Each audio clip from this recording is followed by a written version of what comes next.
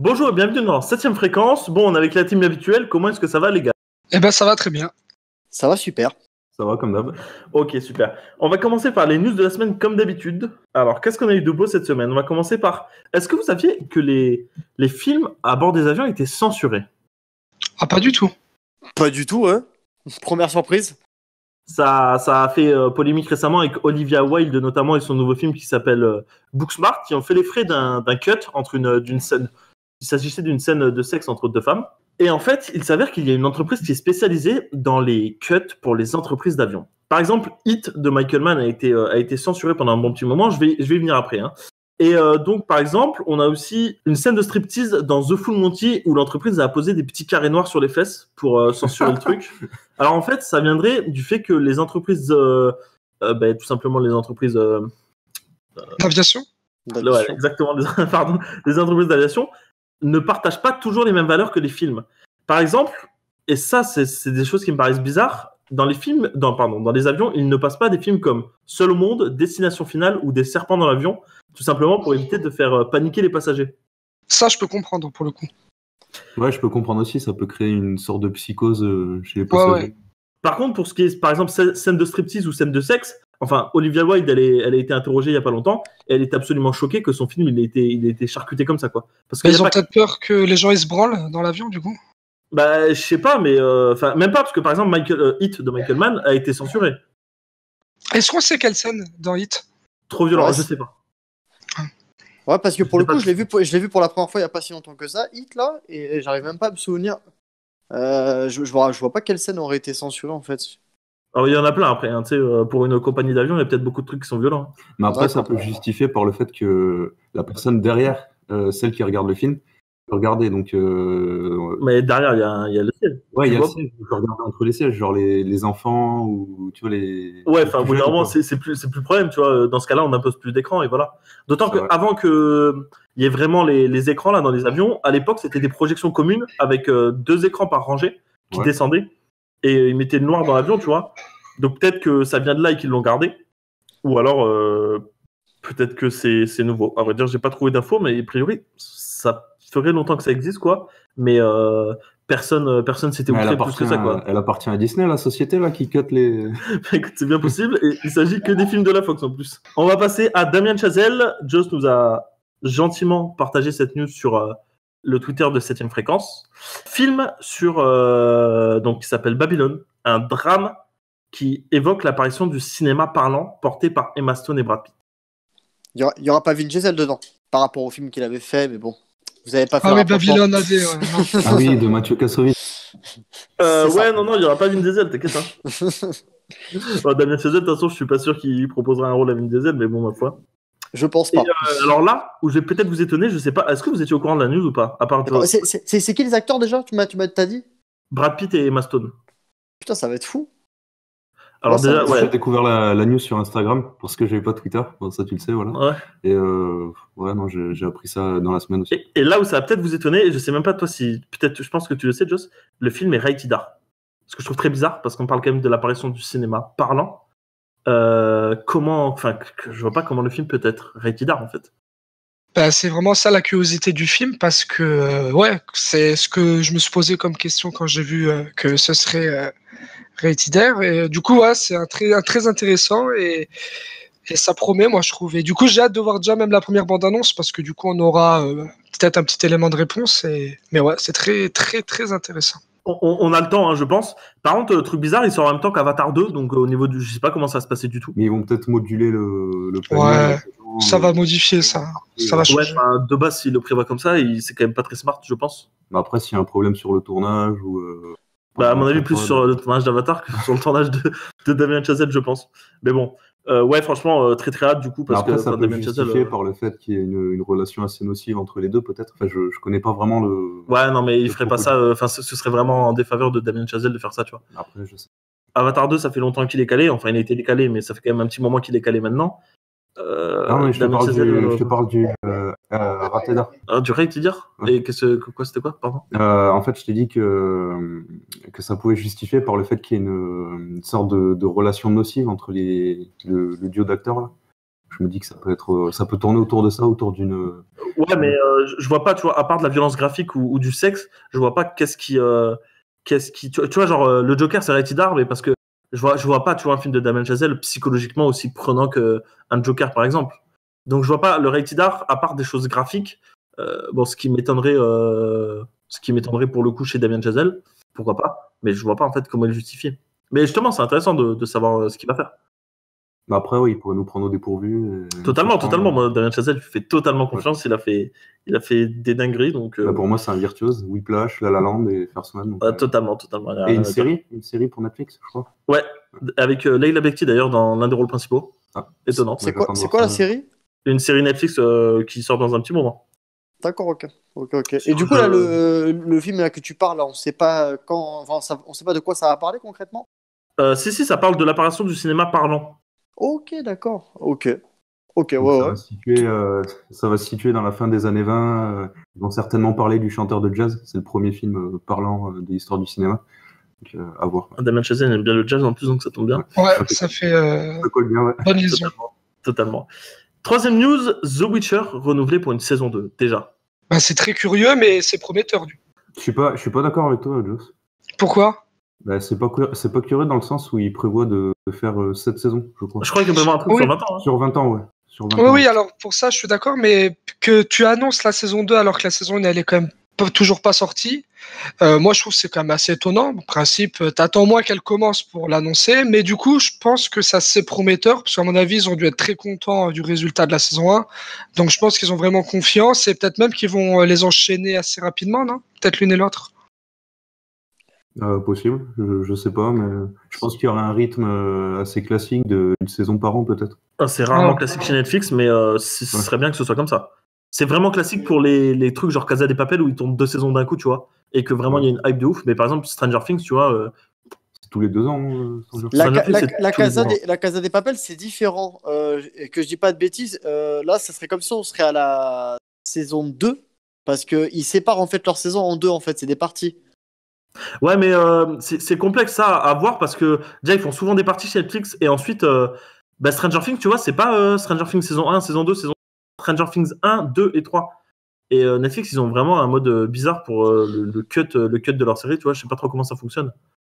Ouais, par contre, pour en revenir à The Witcher, il y aurait combien d'épisodes pour la première saison? Est-ce qu'on le sait ça ou pas? Moi je dirais 10.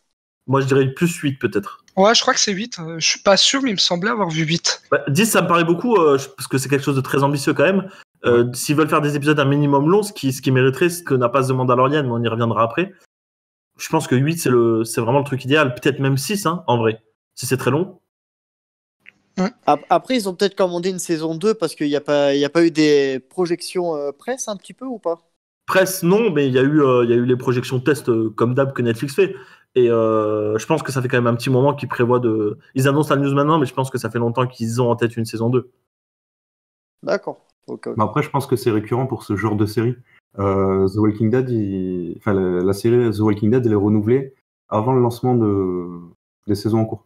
Ouais, mais The Walking Dead... C'est assez récurrent sur des grosses séries comme ça.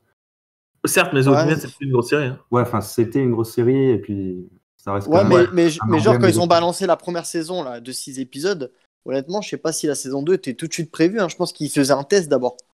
Ah non, mais je parlais des saisons suivantes. C'est normal, là. C'est rentré, on va dire, à The Walking Dead. Ils savent très bien qu'ils perdent des gens, on va dire, mais je dis c'est pas grave, on a quand même assez de personnes quoi, pour continuer. Ouais, ils ont une fanbase solide. Voilà, moi je la regarde la série, je sais qu'elle est moins bonne que les premières saisons, mais je la regarde, j'aime bien regarder quoi. Moi je la regarde aussi, ouais, mais depuis que je trouve, peut-être tu confirmeras ou pas, Jérém, moi il y a une époque où vraiment j'étais très très fan et je suivais toutes les actus, je regardais tous les trailers et tout, et depuis que je me dis la série elle est un peu moins quali, je me détache de tout ça, même les critiques j'en regarde très peu, et je rate pas les trailers, tout ce qui est news, etc. Et je trouve que du coup tu découvres un peu plus et un peu mieux la série quoi. Ouais, moi je regarde aucune news, rien du tout. Avant c'est vrai que je regardais un peu plus, je regarde vite fait, allez, 1 ou 2 critiques par épisode, voilà, mais pas tout le temps. Et là je trouve que la saison 9 et saison 10 elle est largement plus quali. Hein. Là on a rehaussé un peu plus le niveau, là j'aime beaucoup là ce qui se passe là. La 8 elle était un peu relou, ouais, j'avoue. Mais ouais, non, là en ce moment c'est un petit peu mieux quoi. Bon, ça reste pas à l'époque des grandes saisons, mais ça reste mieux quoi. clairement, bah, il y a du mieux. Il y a du mieux. J'aime bien ce qui se passe avec Negan et tout. Voilà. La 8, je trouve qu'elle a été gâchée en soi. En fait, ils ont gâché un événement qui était très important. Donc, je trouve que ça a été gâché. Ça a été pas très bien réalisé, en fait. C'est surtout des défauts de réalisation. Bah, le showrunner, il était un peu claqué. Hein. Ah, bah ouais, c'était Scott Gimple, c'est ça? Scott Gimple, ouais, c'est ça. Ouais. Donc, voilà. C'est vrai que c'était pas ouf. Est-ce que, bah, je suppose que vous le savez, en ce moment, il y a pas mal de feux de forêt en Californie. Il y en a un en ce moment qui se rapproche de Burbank, aux environs de Burbank, et à côté du studio de la Warner. Romy, il me regarde parce qu'il sait de quoi je vais parler. Dans les studios de la Warner, en ce moment, il y a qui? Il y a Clint Eastwood qui est en train de terminer son dernier film, Le cas Richard Jewell. Vraiment fumé qui arrive sur le studio Warner, Scott Eastwood qui fait une vidéo, et il explique qu'en fait, tout le monde évacue d'urgence, et les vigiles viennent voir Clint Eastwood pour qu'il évacue, et ils leur disent, bon, monsieur, faut y aller. Et juste Clint Eastwood, il a dit, bon, bah, désolé les gars, nous, on a un film à finir, on reste là, quoi. Et le mec, il a 89 balais, et il veut pas sortir, quoi. Alors que juste dans 2 minutes, les studios de la Warner, ils sont en train de prendre feu. Donc bien joué à lui. D'autant que je crois que son timing, il est relativement serré, puisque le film sort dans 1 mois aux États-Unis, et il doit être sur la post-prod, là. Donc je sais pas quoi dire, à part que, quel cinéaste, quel grand cinéaste. Sacré cowboy. Ouais, c'est vraiment... Je sais pas si on peut appeler ça grand cinéaste. J'aurais dit plutôt prendre des risques pour rien, peut-être. Ah non, mais je parle de Clint Eastwood de manière générale, pas de ça. Ok, d'accord. Je me dis que le mec est fou, quoi. Bah après, là pour le coup, je trouve il fait un peu, il joue un peu presque son personnage de la mule, mais dans la vraie vie, quoi. Ouais, c'est ça, ouais. Et c'est pas étonnant de venant de lui, quoi, j'ai envie de dire. Mais ce serait pas un coup de com de la part de... non, parce que sur la vidéo même de Scott Eastwood, ouais. D'ailleurs Scott Eastwood et Clint Eastwood, c'est bizarre, ils sont rarement ensemble. Et par exemple, quand il parle de son père, Scott Eastwood, dans la vidéo, là, il dit My Father, tu ne dis pas Clint Eastwood. Ouais. Et tu vois le feu, en fait, qui est pas loin, et la fumée qui est au-dessus des studios de la Warner, tu vois. Ah ouais, donc il était vraiment inquiet pour... il était là en mode, dans la bio, il était là en mode... les vigiles sont allés voir mon père, mais il ne va pas sortir. Qu'est-ce qu'on fait, quoi, les gars? On va pas tarder à devoir le transporter de force, donc bon. En tout cas, bien joué à lui, si ça nous permet de finir le film. Je crois qu'on en avait parlé d'ailleurs du trailer. On en avait parlé au tout début. Possible. Eh bien, écoutez, très bien. Passons à You. Est-ce que You saison 1, vous l'avez vu? Non. J'ai vu que le premier épisode. T'as pas aimé? Ah, j'ai trouvé ça épouvantable. Moi, j'ai vu aucun épisode, moi. J'ai vu aucun épisode. Okay. Bon, j'ai torché la saison, apparemment, je suis tout seul. Et bah écoutez, il y a la saison 2 qui sort le 26 décembre. Ça a été annoncé il y a pas très longtemps. En vrai, c'est sympa, mais... Le premier épisode, j'avais trouvé ça tellement incohérent dans tout ce qui se passait, quoi. Putain, ça m'a... Ah ouais, c'est vraiment pas pour moi et j'ai vraiment détesté. Du coup, la saison 2, ça sera sans moi aussi. Tu sais qu'à force, les auditeurs vont se demander ce qui est pour toi entre ça et les films de Noël pour la ménagère et tout ça, on s'en sort plus, quoi.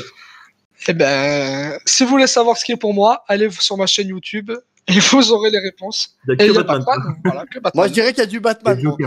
Et Joker aussi. Ouais, tout ce qui est Gotham, quoi. Bah, quelque part, Joker, c'est Batman, quoi. Ouais, non, ouais. Mais après, tu me parles de You aussi. Parle-moi de trucs avec de la qualité. You, tu vois. Ok. On va y arriver. T'inquiète, on va parler de Bad Boys 3. Bah, Bad Boys 3. Oh putain. Le nouveau trailer. Ah, on en parle là maintenant? On en parle maintenant, ouais. D'ailleurs, c'est marrant parce qu'au début du film, il faut une blague sur Batman. Au début du trailer, pardon. Ah ouais, c'est vrai, ouais. J'étais Ouais, j'ai vu ça. Mais en tout cas, c'est une belle transition parce que quand t'enchaînes You et Bad Boys, c'est que là, vraiment, on est dans la partie de la vidéo où on va parler que de la merde. Donc, c'est très bien qu'on enchaîne l'un et l'autre. T'inquiète, il y a d'autres trucs après. Ouais. Mais du coup, la bande-annonce de Bad Boys 3, moi, je trouvais ça ringard. Parce que pour moi, c'est ringard, ce film. Et même cette saga, j'ai jamais aimé Bad Boys. Je trouve ça naze, mais naze. Et du coup, voilà, ça essaye de faire des blagues. Mais putain, j'ai pas souri une seule fois. Et puis Will Smith, j'arrive pas, rien que dans la bande-annonce, de voir ses mimiques qu'il fait dans tous ses films là, avec sa bouche en cul de poule, mais c'est épouvantable, nul. Bah, je sais pas pourquoi on te demande ton avis à toi, mais du coup, toi, Jérém, qu'est-ce que t'en penses? Bah moi, écoute, j'étais plutôt étonné en fait quand j'ai vu cette bande-annonce-là. Bon, j'en attends pas un film grandiose. Je me rappelle avoir apprécié le 1 sans être comme un dingue. Le 2, j'aime beaucoup le 2, moi par contre. Le 2, c'est vrai que c'est un bon petit film divertissant. Je sais pas, celui-là, j'irai le voir sans problème parce que la bande-annonce m'a fait un peu rire avec sa petite face sur la Batmobile et tout là. Ça m'a fait un peu rigoler, donc ouais, allez, pourquoi pas celui-là. Bah, je trouve que la deuxième bande-annonce est bien meilleure que la première, surtout. Et je suis d'accord avec toi. Mais ils ont mis l'accent sur l'humour, surtout. Et sur l'action. Ouais. C'est que ça. Le scénario, tu comprends vite fait ce qui se passe, mais c'est vraiment l'action et l'humour. Par contre, je sais pas si vous avez eu le même ressenti que moi, mais quand j'ai vu la deuxième bande-annonce de Bad Boys 3, Donc c'est là. ouais, j'ai eu l'impression de voir Top Gun 2, Top Gun Maverick. Dans cette opposition entre la J'ai pas nouvelle vu le génération... trailer de Top Gun Maverick. Ah, bah, je te laisserai la voir. Ouais. Je sais pas si vous avez pensé ça, messieurs.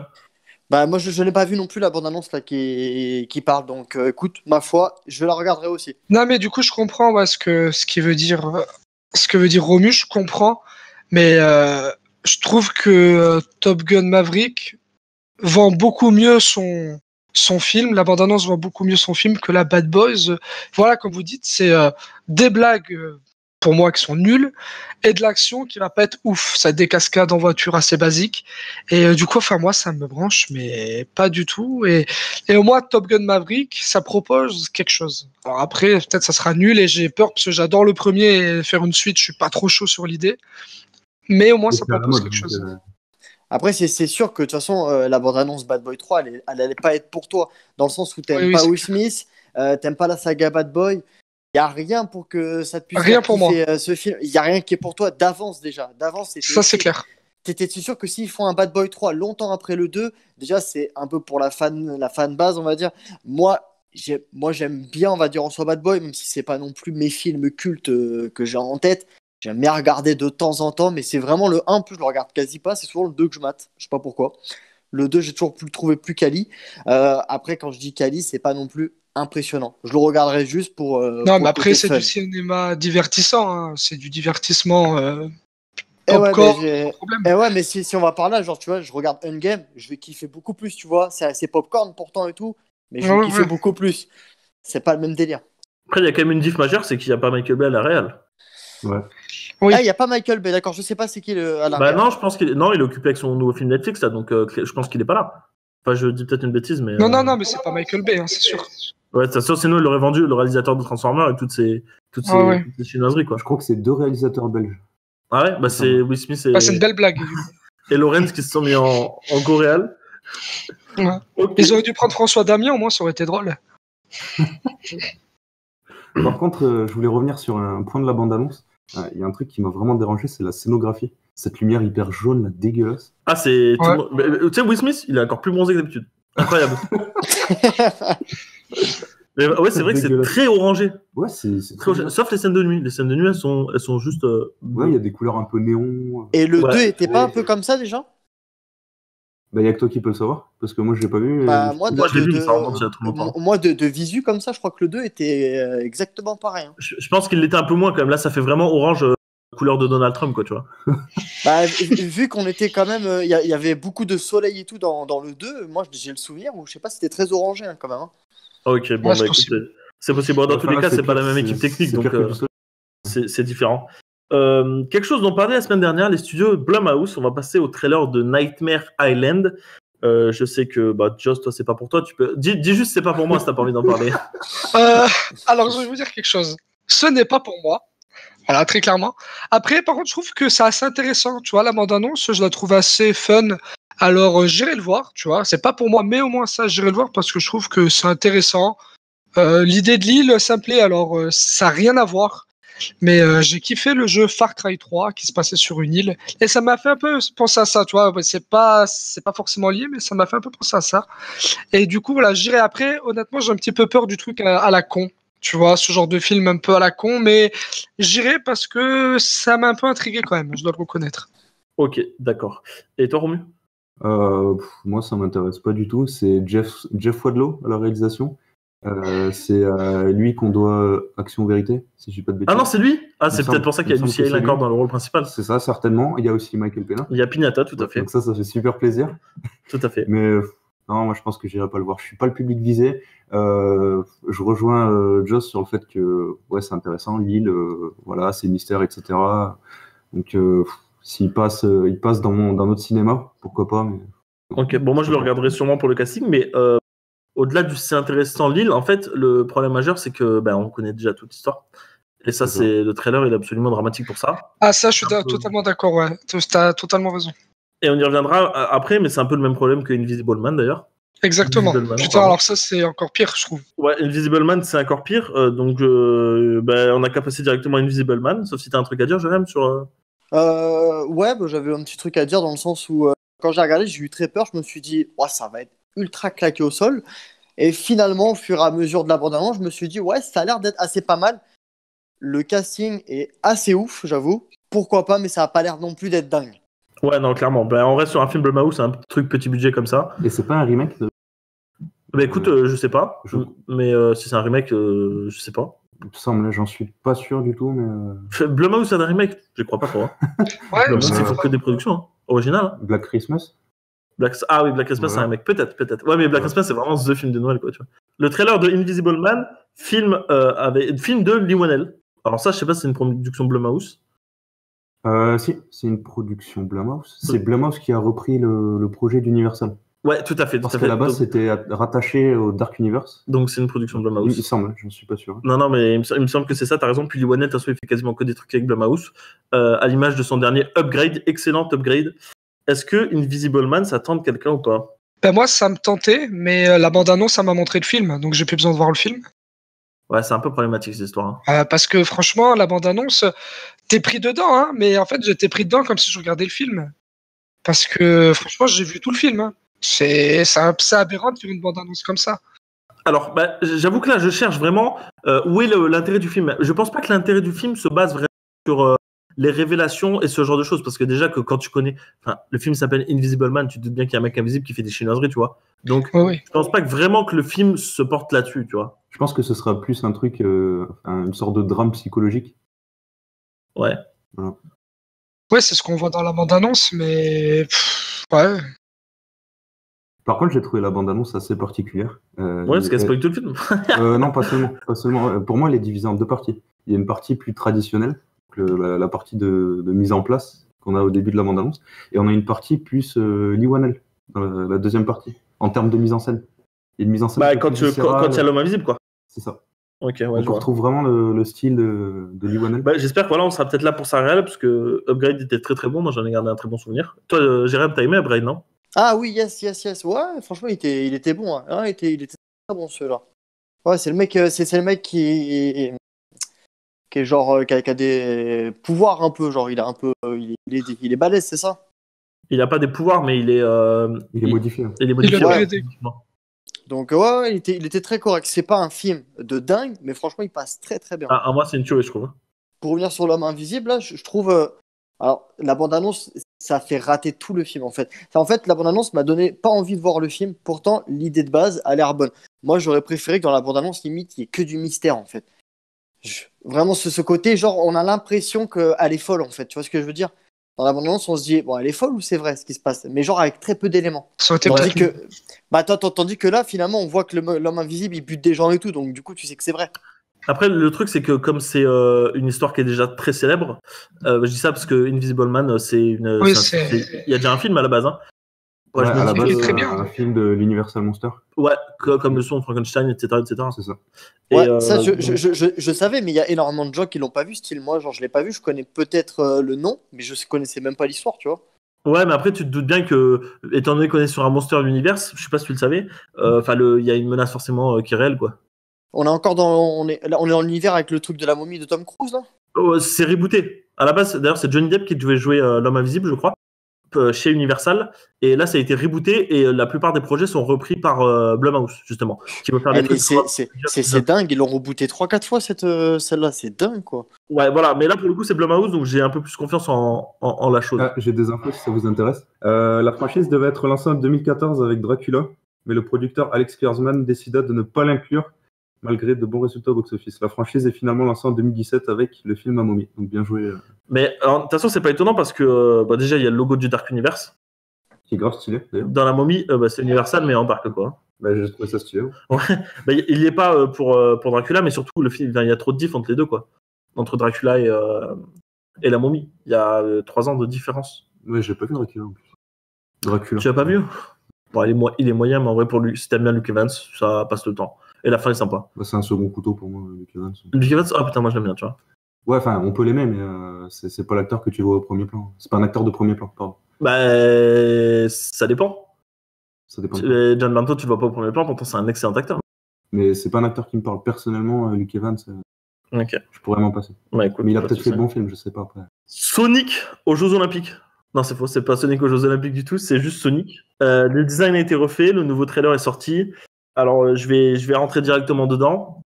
Pour moi, c'est un non, parce que Malik Bentala. Voilà.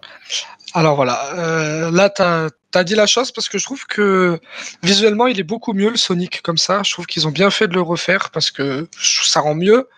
Mais la VF ça va être impossible quoi. C'est savoir en VO obligatoirement quoi. À ton avis, coup de com' ou alors ils ont vraiment refait le design?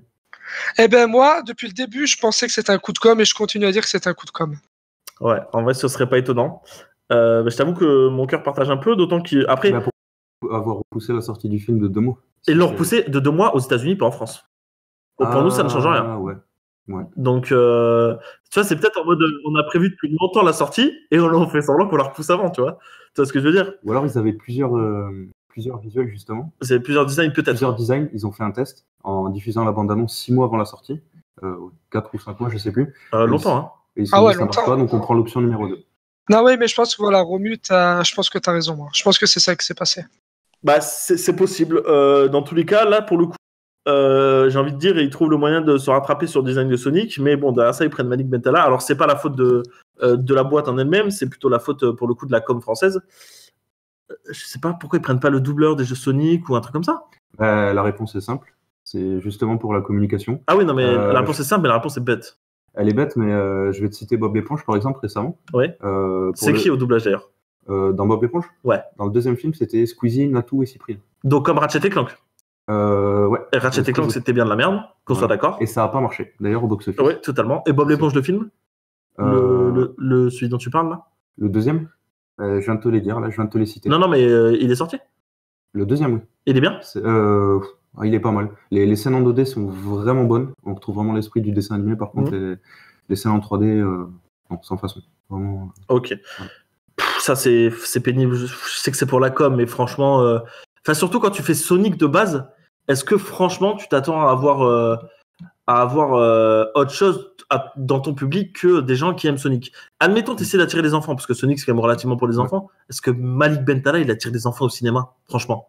Bah oui. C'est le mec de Taxi, quand même. Bah, Taxi, c'est un film qui a attiré pas mal de jeunes. C'est ça, c'est parce que malheureusement, c'est peut-être la jeunesse qui est comme ça en France, mais malheureusement, Taxi, c'est un peu là du vomi sur pattes, n'est-ce pas, Joss? Ça me pose problème. Après, ça me pose problème parce que, comme nous tous, je pense, je suis voxophile. C'est-à-dire que j'aime beaucoup la VF. On a des comédiens de doublage talentueux en France. Ouais. Je pense notamment à Donald Renew, qui fait la voix de Spider-Man. Enfin, il y en a plein. Pas tout le monde. En plus, j'ai une chronique sur un comédien de doublage, donc ça tombe bien. Tout à fait. On a plein de comédiens talentueux. Sonic, j'ai encore sa voix en tête parce que j'ai regardé les dessins animés, j'ai joué aux jeux vidéo quand j'étais plus jeune. Donc tu l'attends, toi? Je l'attends pour Jim Carrey. Ouais, j'allais dire pour Jim Carrey. Il a tout te faire, ce projet. Ça fait 6 ans qu'il a pas joué dans un film sorti en salle. Ouais. Son dernier, c'était Dumb and Dumber 2 en 2014. Ah ouais, putain. Qui était ok en plus. Ouais. Sympa. Ouais, une bonne suite.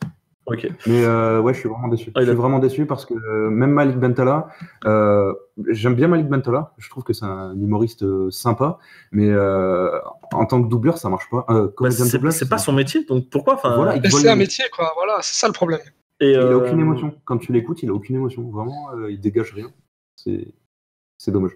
Ouais, je suis d'accord avec toi. Du coup, tu iras le voir en VO? S'il y a des séances en VO, mais bon, ça m'étonnerait. Putain, ouais, nous on va galérer à trouver une séance de Sonic en VO. Moi, je sais que c'est mort. Tu auras une séance de Sonic, toi, tout court. Ça, moi, est-ce qu'à Nice on aura une séance de Sonic? On sait pas, donc ouais. Non, c'est pas plus mal pour toi, hein, en vrai. Non, parce que honnêtement, je veux dire quelque chose. Moi, je trouve que la bande-annonce, bon, c'est pas ouf, c'est pas incroyable, mais je me dis que ça peut être sympa. Ça a l'air assez familial, ça a l'air assez gentillet, quoi. Tu vois, ça fait un peu comme Détective Pikachu, c'est gentillet. Donc moi, je serais allé avec plaisir et je vais y aller avec plaisir, mais c'est clair que la VF, pour moi, c'est un carnage d'avoir pris Malik Bentala, c'est un naufrage. C'est vrai qu'ils ont pas mis Malik Bentala sur Jim Carrey, quoi. C'est vrai que c'est marrant. Non, parce Ça aurait qu'il été a- marrant, ça aurait été un sacrilège de Il a ouf, un mais excellent comédien de doublage. Exactement, ouais, Mais comme exactement. il ne regarde pas, mais peut-être qu'il nous écoute, je ne sais pas. Ma foi, très bien. Du coup, pour Sonic, ben, moi de mon côté, c'est vrai que je suis un fan dans le sens où j'ai joué à ceux qui avaient sur la Mega Drive et tout, voilà, sur GameCube. Bref, je suis un bon fan de Sonic. Quand j'ai regardé cette bande-annonce-là, bon, la première, j'ai trouvé ça horrible. La deuxième, bon, bah, c'était pas non plus beaucoup mieux. On va pas se mentir. Deux trucs que je mets en place, c'est que déjà, bon, c'est sûr que la voix de Malik Bentala, tout de suite, je me suis dit, ok, c'est dégueulasse. Et elle m'a fait beaucoup penser aussi à la voix de Sofiane, le youtubeur. À un moment donné, j'étais en train d'hésiter, en train de me dire, c'est Malik ou c'est Sofiane? Leurs voix se ressemblent beaucoup, je trouve. Euh, Malik Bentala, c'est dommage parce que lui, je l'aime bien déjà en tant que personne sur scène, on va dire. Mais c'est vrai qu'il n'est pas fait pour le doublage. Ça, c'est pas son truc. Pourquoi on met une voix même à Sonic directement? On pourrait très bien le mettre silencieux. Hein.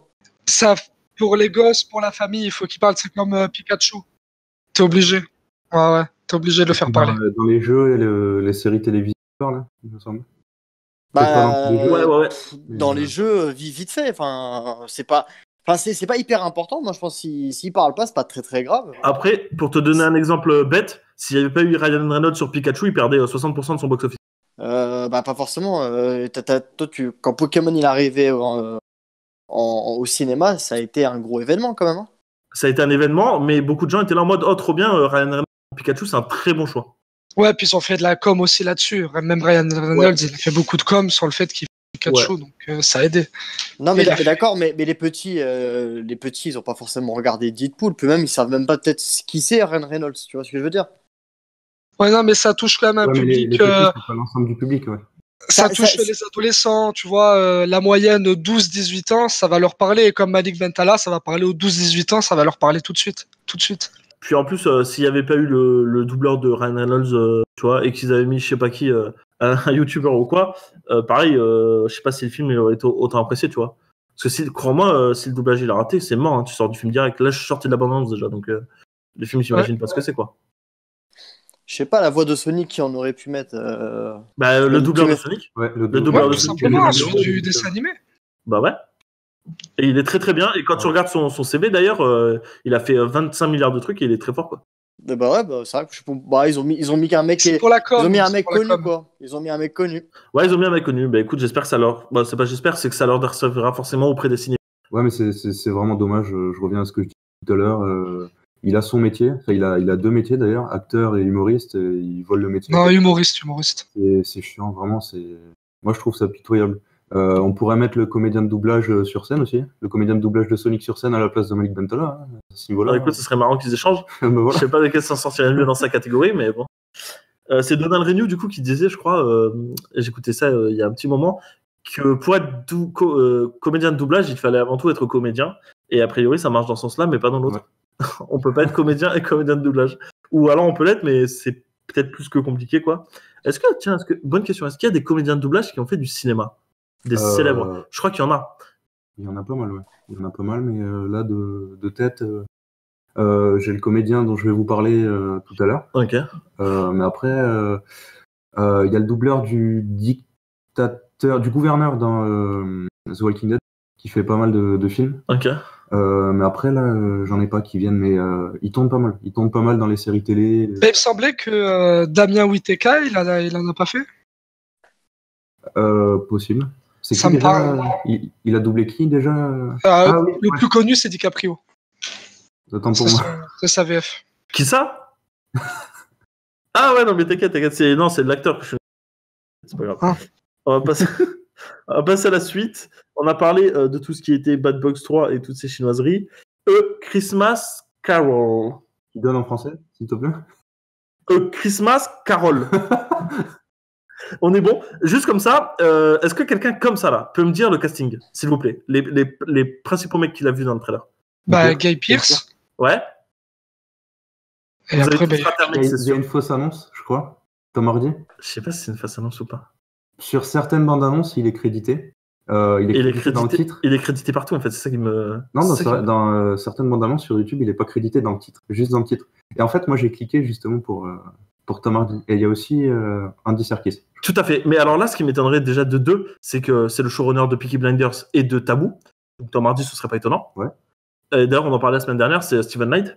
Mais surtout, moi je l'ai vu sur des images. Alors peut-être qu'ils ont un rôle un peu particulier, mais je crois qu'on le reconnaissait de mémoire. Mais je ne l'ai pas vu dans ce trailer-là. Je l'ai Alors, pas vu non plus. Ouais. qu'est-ce qui s'est passé? Est-ce qu'il y a un problème au niveau de la com, bien que le mec soit crédité? Je sais pas s'il est crédité sur MDB, faudrait regarder. Bah, c'est incroyable, s'ils prennent Tom Hardy, tu dois en faire un peu ta com, justement, et d'être en tête d'affiche, tu vois ce que je veux dire? Pourquoi ils le mettraient pas? Moi, j'ai entendu parler directement de Tom Hardy, tu vois. La série avec le créateur de Peaky Blinders, Andy Serkis, Tom Hardy et Guy Pearce, tu vois. C'est ça que j'ai entendu, moi. Parce que là, comme ça, c'est dingue, tu vois ce que je veux dire? Là, toi, moi, je regarde la bande-annonce, j'ai vu, par rapport à Peaky Blinders, j'ai vu Guy Pearce, très bien, ça me branche parce que j'adore Guy Pearce. Mais après, le reste de la bande-annonce, ça m'a pas emballé spécialement, ça m'a laissé un peu distant, un peu froid. Mais si tu me dis, il y a Andy Serkis et Tom Hardy, ah ben là, ma hype, tu l'as refait grimper plus Andy 10. Serkis, il est dans le trailer, mais il est difficilement reconnaissable. Hein. Ouais, difficilement reconnaissable, ouais.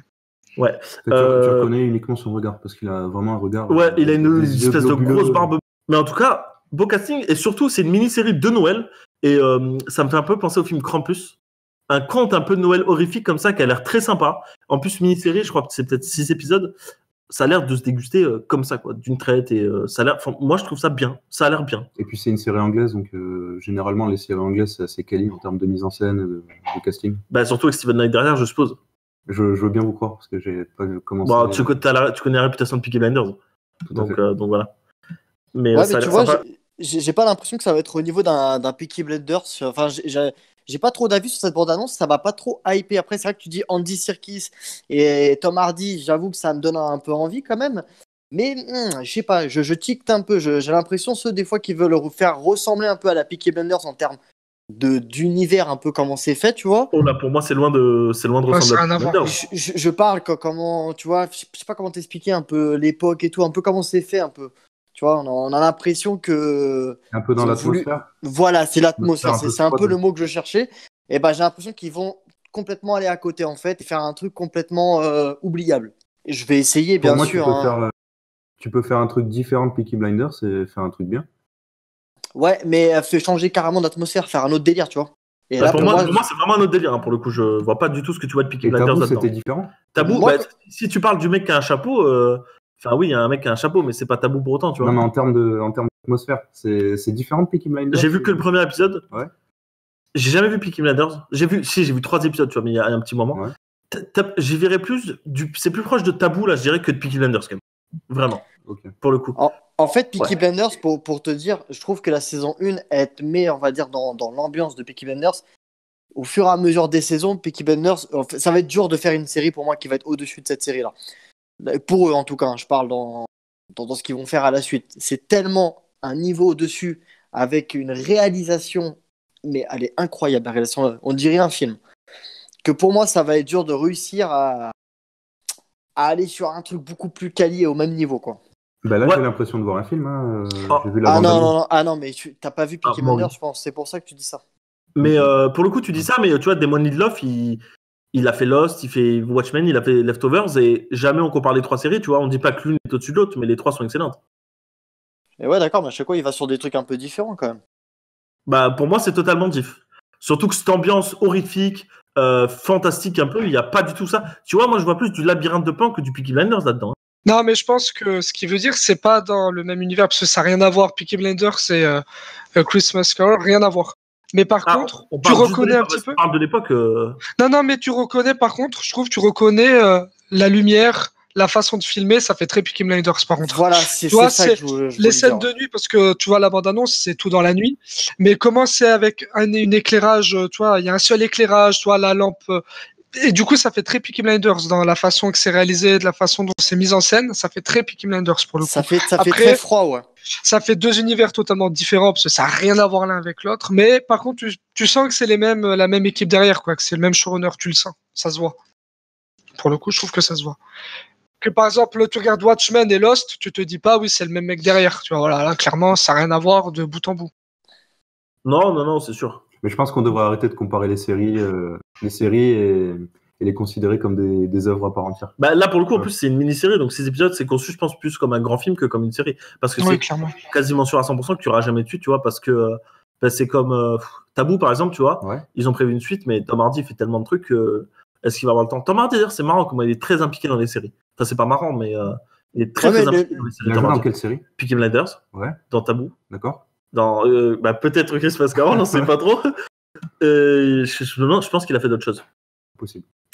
Mais il est bien plus impliqué que d'autres acteurs, tu vois. Mais moi, j'aime bien voir les acteurs britanniques dans les productions britanniques. Je trouve ça. Et il est britannique, Tom Hardy? Il est Il est britannique. anglais? Anglais, ouais.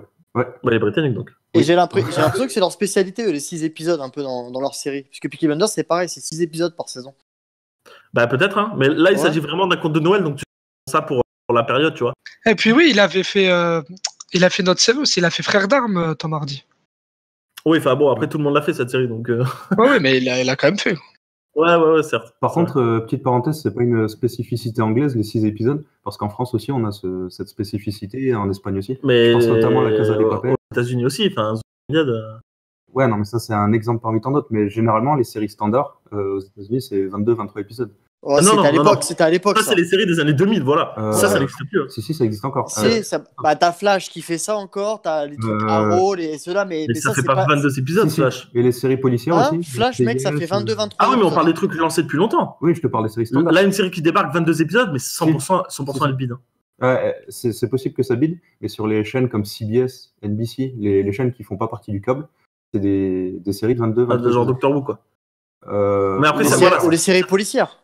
Ouais. Franchement, depuis les années 2010, et je pense depuis Game of Thrones notamment, on se rapproche de plus en plus de séries qui deviennent vraiment de vrais films, tu vois, en termes de budget, en termes d'ambition, en termes d'acteurs, parce qu'ils mettent des vrais artistes derrière, ils mettent des vrais acteurs, ils mettent des vraies équipes techniques. Pas que les autres, c'était pas des vrais, mais il y a de plus en plus d'ambition. Mais je trouve qu'on a une frontière de plus en plus fine entre le cinéma et totalement.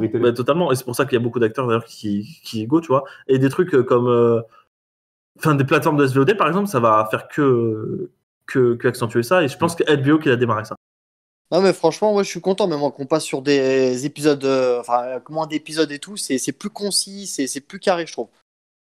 Il y a plus d'épisodes, je trouve, qui servent. Il y en a encore, hein, mais il y en a de moins en moins d'épisodes qui servent à rien. Genre, The Walking Dead, je trouve encore qu'il y a trop d'épisodes. Je trouve qu'on partirait sur des saisons de 10 épisodes, ça serait parfait. Ouais, bon, ça après, ils changeront pas parce qu'ils veulent des thunes, mais. Ils veulent leur truc de 8 épisodes, tu fais une pause, 8 épisodes, c'est leur truc, tu vois. Mais je trouve ça très dommage. Je trouve faire un 10 épisodes, c'est parfait. Ouais, bon, je pense que ça changera pas pour The Walking Dead, malheureusement. Ouais, c'est sûr. Pas mal de bons trucs, pas mal de bons trucs à venir, je pense. Et donc voilà, moi, Christmas Carol, j'ai un espoir. J'aime beaucoup. Personne n'a vu Krampus? Non. Je l'ai pas vu, non. C'est un conte de Noël qui fait un petit peu flipper. Et franchement, c'est bien, ça change vraiment des films de Noël, comme dirait Joss pour la ménagère. Et donc, je vous recommande si jamais vous avez l'occasion de le voir, quoi, parce que c'est sympa. En vrai, c'est sympa et là, ça me rappelle vraiment ça. Là, pour le coup, Christmas Carol, à mon avis, c'est tout sauf pour le ménager, tu vois. C'est vraiment. En vrai, ça a l'air de faire un petit peu peur. Ouais. Et ça sort quand en Angleterre? Quand ça sortira. D'accord. Je sais pas. En décembre. Ça va sortir pour Noël, je pense. Ouais. Ça sort pour Noël, ou peut-être avant même, le temps de diffuser les 6 épisodes. Le nouveau film de Gavin O'Connor. Romu nous a envoyé le trailer juste avant le démarrage de l'émission. The Way Back, avec Ben Affleck dans le rôle principal. Moi, j'ai vu un truc qui est flagrant. Alors déjà, 2 trucs. Premier, c'est que ça a l'air d'être la vie de Ben Affleck. Hein. Vraiment alcoolisé tout le temps, à faire n'importe quoi et à essayer de se J'ai trop repentir. pensé à ça, ouais. Et deuxième, c'est que ça a fait extrêmement Coach Carter. J'ai pas trop l'impression, parce que c'est pas le même type de personnage. C'est la même histoire dans le sens où ça lie avec le sport. Ah oui, non, mais on parle de l'histoire de l'histoire globale. Je te parle pas de l'histoire du personnage, je te parle vraiment de l'histoire globale en mode c'est un mec qui a des soucis perso et qui essaie de... D'accord, ok. Sauf que j'ai l'impression qu'il y a son fils dans l'équipe, non? J'ai un peu cette impression-là, je suis pas sûr à 100%. Mais j'ai l'impression qu'il y a son fils dans l'équipe, du coup, il va la coacher, en fait, cette équipe-là. Et sa femme est morte. Donc ça, j'ai un peu saisi le truc. Il est devenu alcoolique à cause de ça. Mais je crois que son fils, il est dans l'équipe. C'est pas expliqué, je crois, mais...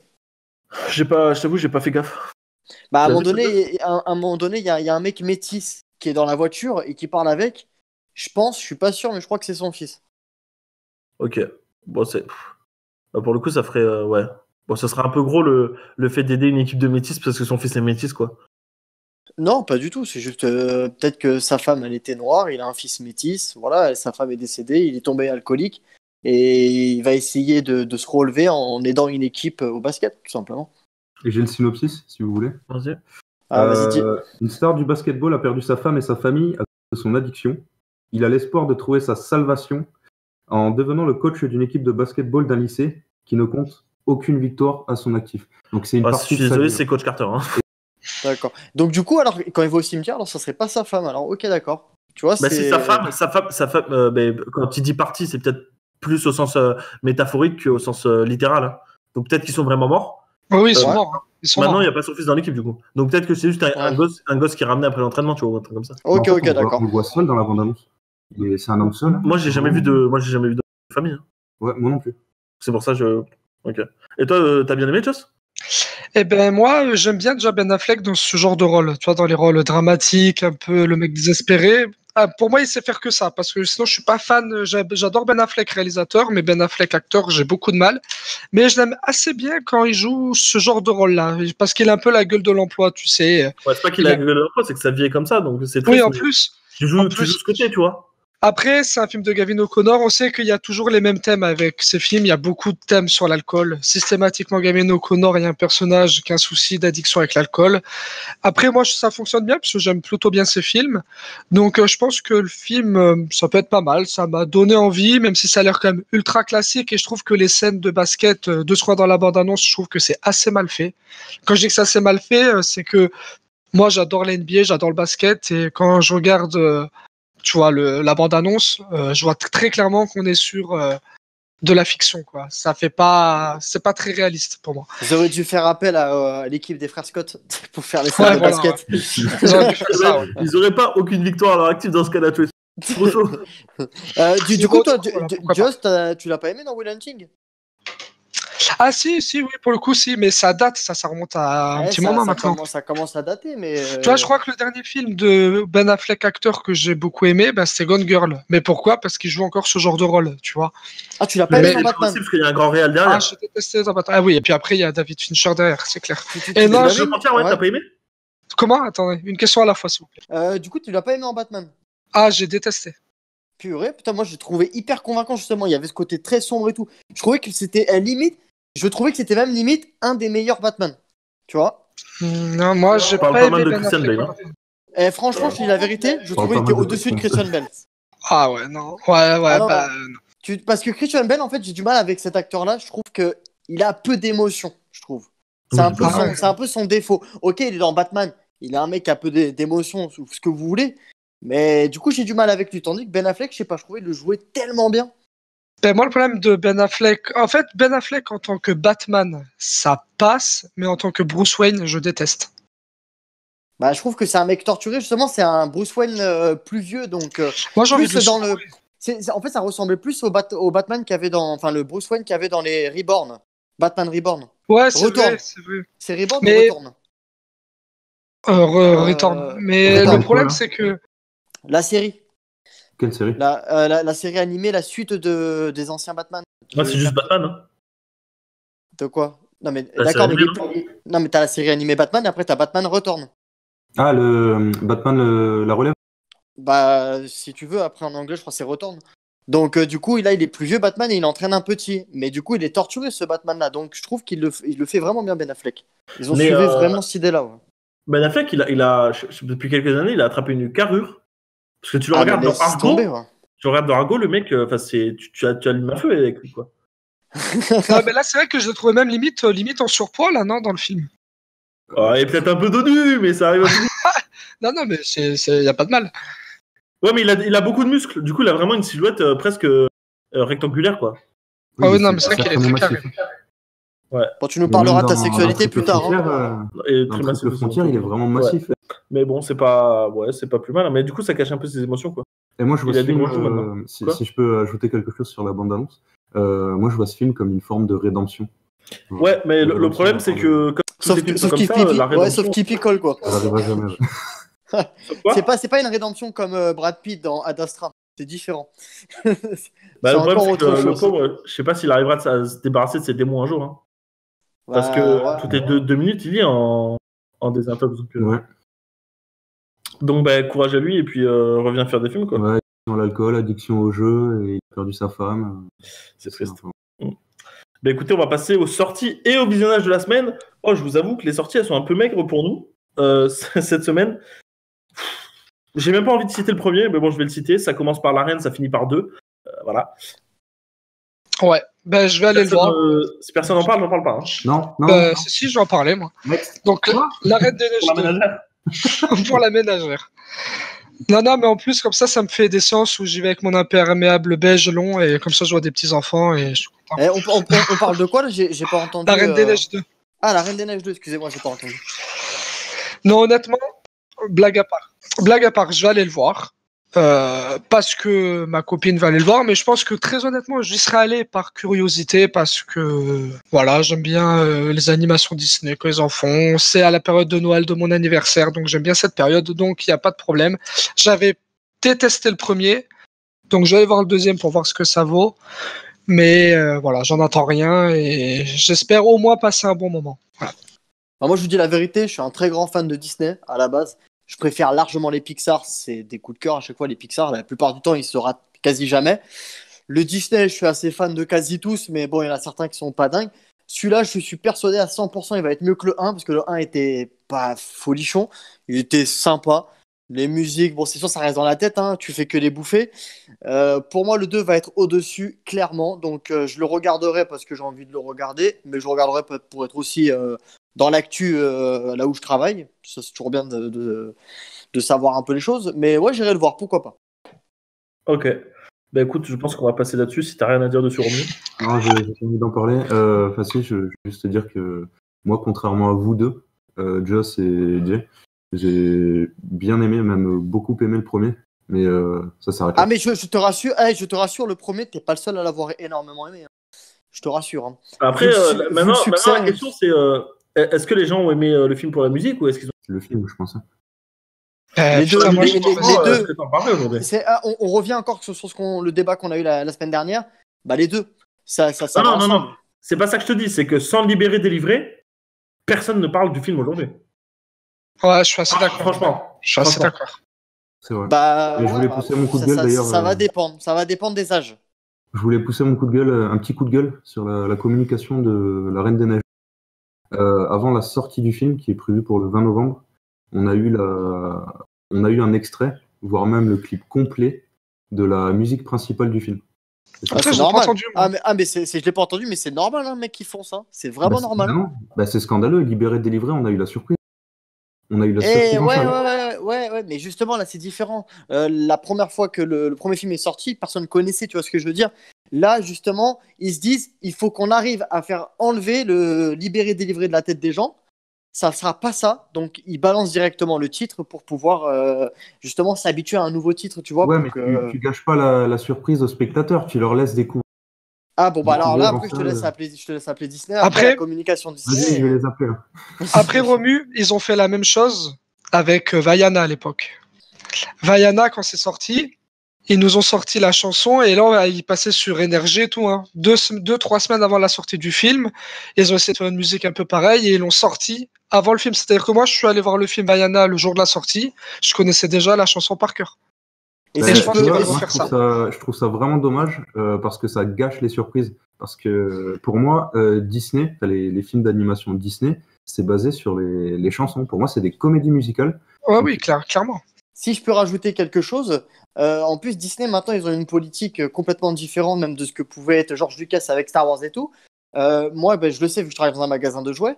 Ils ont sorti tous les jouets de la Reine des Neiges et de Star Wars le 4 octobre. Et à savoir que Reine des Neiges sortait du coup la semaine prochaine et Star Wars en décembre. Donc maintenant, ils ont plus de limite. Ils s'en tapent en fait de spoiler largement avant en fait les personnages, tout ce genre de choses. Surtout dans Star Wars, les spoilers avec les Lego, avec les jouets principaux et tout, tu peux vite voir des spoilers en fait finalement. Donc maintenant, ils en ont plus rien à foutre du côté un peu spoiler. Parfois, ils lancent sur des mauvaises pistes quand même. Avec Endgame, il y avait eu pas mal de sets Lego qui n'avaient ni queue ni tête. Hein. Je suis d'accord avec toi parce que c'est vrai qu'il y avait des Lego qui n'avaient rien à voir avec ce qu'il allait avoir dans le film. Je les ai tous eus, je pense. Mais quand même, ça peut te mettre dans des pistes quand même si des fois il y en a des fausses.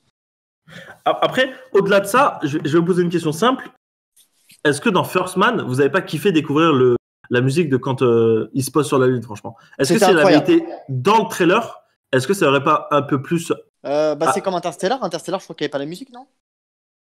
Je me rappelle pas moi. Non, tu l'as découvert sur... Disney, eux, ils ont pour but aussi de vendre des jouets. Hein. C'est très important parce que je pense qu'ils vont plus se faire de chiffres, et j'en suis quasi sûr, dans les jouets qu'avec la sortie du film au cinéma. Hein. Clairement. C'est assez. Ah non, mais moi, je vous dis, je suis arrivé, on a commencé, on va dire, en septembre de rentrer les choses de Noël. Le 4 octobre, c'est à ce moment-là qu'on commençait à recevoir les choses de la Reine des Neiges. Je vous raconte pas tous les produits que j'ai reçus de la Reine des Neiges, c'est impressionnant. Donc, je pense vraiment qu'ils ont, ils ont optique vraiment de cartonner et de vendre au taquet de jouets. Et ils s'en tapent du bot. Regardez Cars, ça faisait pas beaucoup de box-office. Et les jouets, ils laissent tomber le fric qu'ils se sont fait dessus, ils ont fait des milliards. Mais c'est une machine marketing. Ouais. Bah voilà, donc vous voyez, ça, c'est différent. Genre Toy Story, pareil, j'ai un grand rayon de Toy Story. Voilà, voilà, il y a certaines choses comme ça qui, c'est vraiment pour les jouets. Eh ben écoutez, on en reparlera après justement de Disney. J'ai un vrai ou faux qui concerne Disney. Mais je suis totalement d'accord avec toi pour le coup. Passons au second film, un film qui était à Cannes, Les Misérables, qui a longtemps été favori pour la Palme d'Or d'ailleurs. Est-ce que quelqu'un va aller le voir? Moi, non, perso. Ouais, je sais pas, non plus. Ouais, j'avoue que là, non, ça m'attire pas. Moi, je vais aller le voir. Je vais aller le voir parce qu'il a été présenté à Cannes, qu'on n'a pas pu le voir. Et le sujet a l'air intéressant, bien traité. Ça parle de cette opposition entre les gens qui vivent dans les cités, les forces de police. Les forces de police. Tout à fait. Donc, et puis il a une bonne presse. Très bonne presse. Excellente presse. Très bonne note sur Sens Critique aussi. Pourquoi pas. Après, c'est pas ce qui influe sur mon jugement, mais ça joue pas mal. Donc, C'est qui réalise ce film? Non, c'est Lady G, un truc comme ça, non? Il a pas un nom un peu comme ça? Parce que moi, je vous jure, j'ai hyper du mal, moi, avec les films de cité, quand c'est pas des mecs de cité qui les font, en fait. J'ai archi du mal. Après, c'est peut-être un mec de cité, je sais pas. Hein. Non, je crois que c'est un mec de cité. Moi, le fait que je vienne des cités, bah justement, je vois tout de suite quand les gens, ils en font trop, en fait. Et ça me sort du film direct, tu vois. Genre, La Haine, pourquoi je l'apprécie énormément? Parce que déjà, Vincent Cassel, il est resté dans des quartiers à un moment, déjà pour essayer d'avoir les mêmes mimiques et tout. Et il y a que des gens de quartier après à côté. Donc, quelque part, ça respirait vraiment le quartier. Et moi, genre, Ma Cité va craquer, pareil, ça respire le quartier parce que c'est que des mecs de quartier qui ont fait ce film-là. Et je trouve que c'est bourré de réalisme. Genre, La Vie scolaire, pareil. Le film de Kerry James, mal, il y a Kerry James derrière. Voilà. Et moi, il faut qu'il y ait des gens, en fait, finalement, qu'ils ont vécu le truc. Sinon, ils en font trop, en fait. Ils ont une idée des quartiers qui n'est pas qui n'est pas ça, en fait. Et du coup, ils en font trop. Là, je pense que, étant donné qu'on a un film favori à Cannes pendant longtemps pour la Palme d'Or, qui a une presse incroyable, et vraiment, on parlait de films au-dessus de Parasite et tout, donc je suppose que le mec en a pas trop fait et qu'il connaît quand même un minimum son sujet, quoi. Tu penses que je pourrais apprécier le truc, quoi? Ouais, je pense. Moi, je pense que tu pourrais apprécier. Okay. Si t'as aimé La Haine et tout ça, je pense que tu peux apprécier. Ouais. La Haine, c'est mon bijou d'enfance. Ça, c'est un bijou, ce film. Certes, mais non, mais tu vas kiffer, t'inquiète pas, tu verras bien. Mais c'est un mec qui fait partie de, le réalisateur de Misérables, c'est un mec qui fait partie de la bande à Kassovitz, Courtrajmé. Donc je pense qu'il en fait pas trop sur la cité. Il doit connaître son sujet. Il a bien potassé à mon avis. Après, je parlais pas spécialement de ce film-là, étant donné que je l'ai pas vu, mais je dis par rapport au film, des gens qui font des films de cité, laisse tomber, quoi. Qu'est-ce que vous faites? Pourquoi vous faites ça? Ok, pas de problème. Bah écoute, très bien. On va passer alors là, c'est le sujet qui fasse. Je pense pour Joss et moi notamment. Je sais pas tous comment on l'a reçu. On va parler des visionnages de la semaine et en premier de The Mandalorian. Je vais m'exprimer en premier parce que sinon, si je laisse Joss le faire, ça va être un peu le bordel et pour la ménagère. Donc, attends. Alors, The Mandalorian. Pour moi, je vais commencer par donner les points forts et puis les points faibles. L'univers de Star Wars est là. L'univers de Star Wars est respecté. Pedro Pascal, je pense qu'il va être bien dans son rôle, mais des décors vides, absolument vides. Un manque de moyens, mais exceptionnel et évident surtout. C'est vraiment du Star Wars, mais c'est limite, quoi. Et surtout, aucune bande-son, la bande-son est nulle, les effets spéciaux, nuls. C'est vraiment la catastrophe, en fait. Le seul truc qui est bien, c'est à la fin, là, la scène où il y a la bagarre avec le drone. Et il démarre la plateforme avec ça? Ouais, mais sauf qu'il démarre en trombe. Hein. Disney+, là, ça cartonne. Ah ouais? C'est genre 10 millions de personnes d'un coup. Ah ouais, bon, ça rigole pas, là.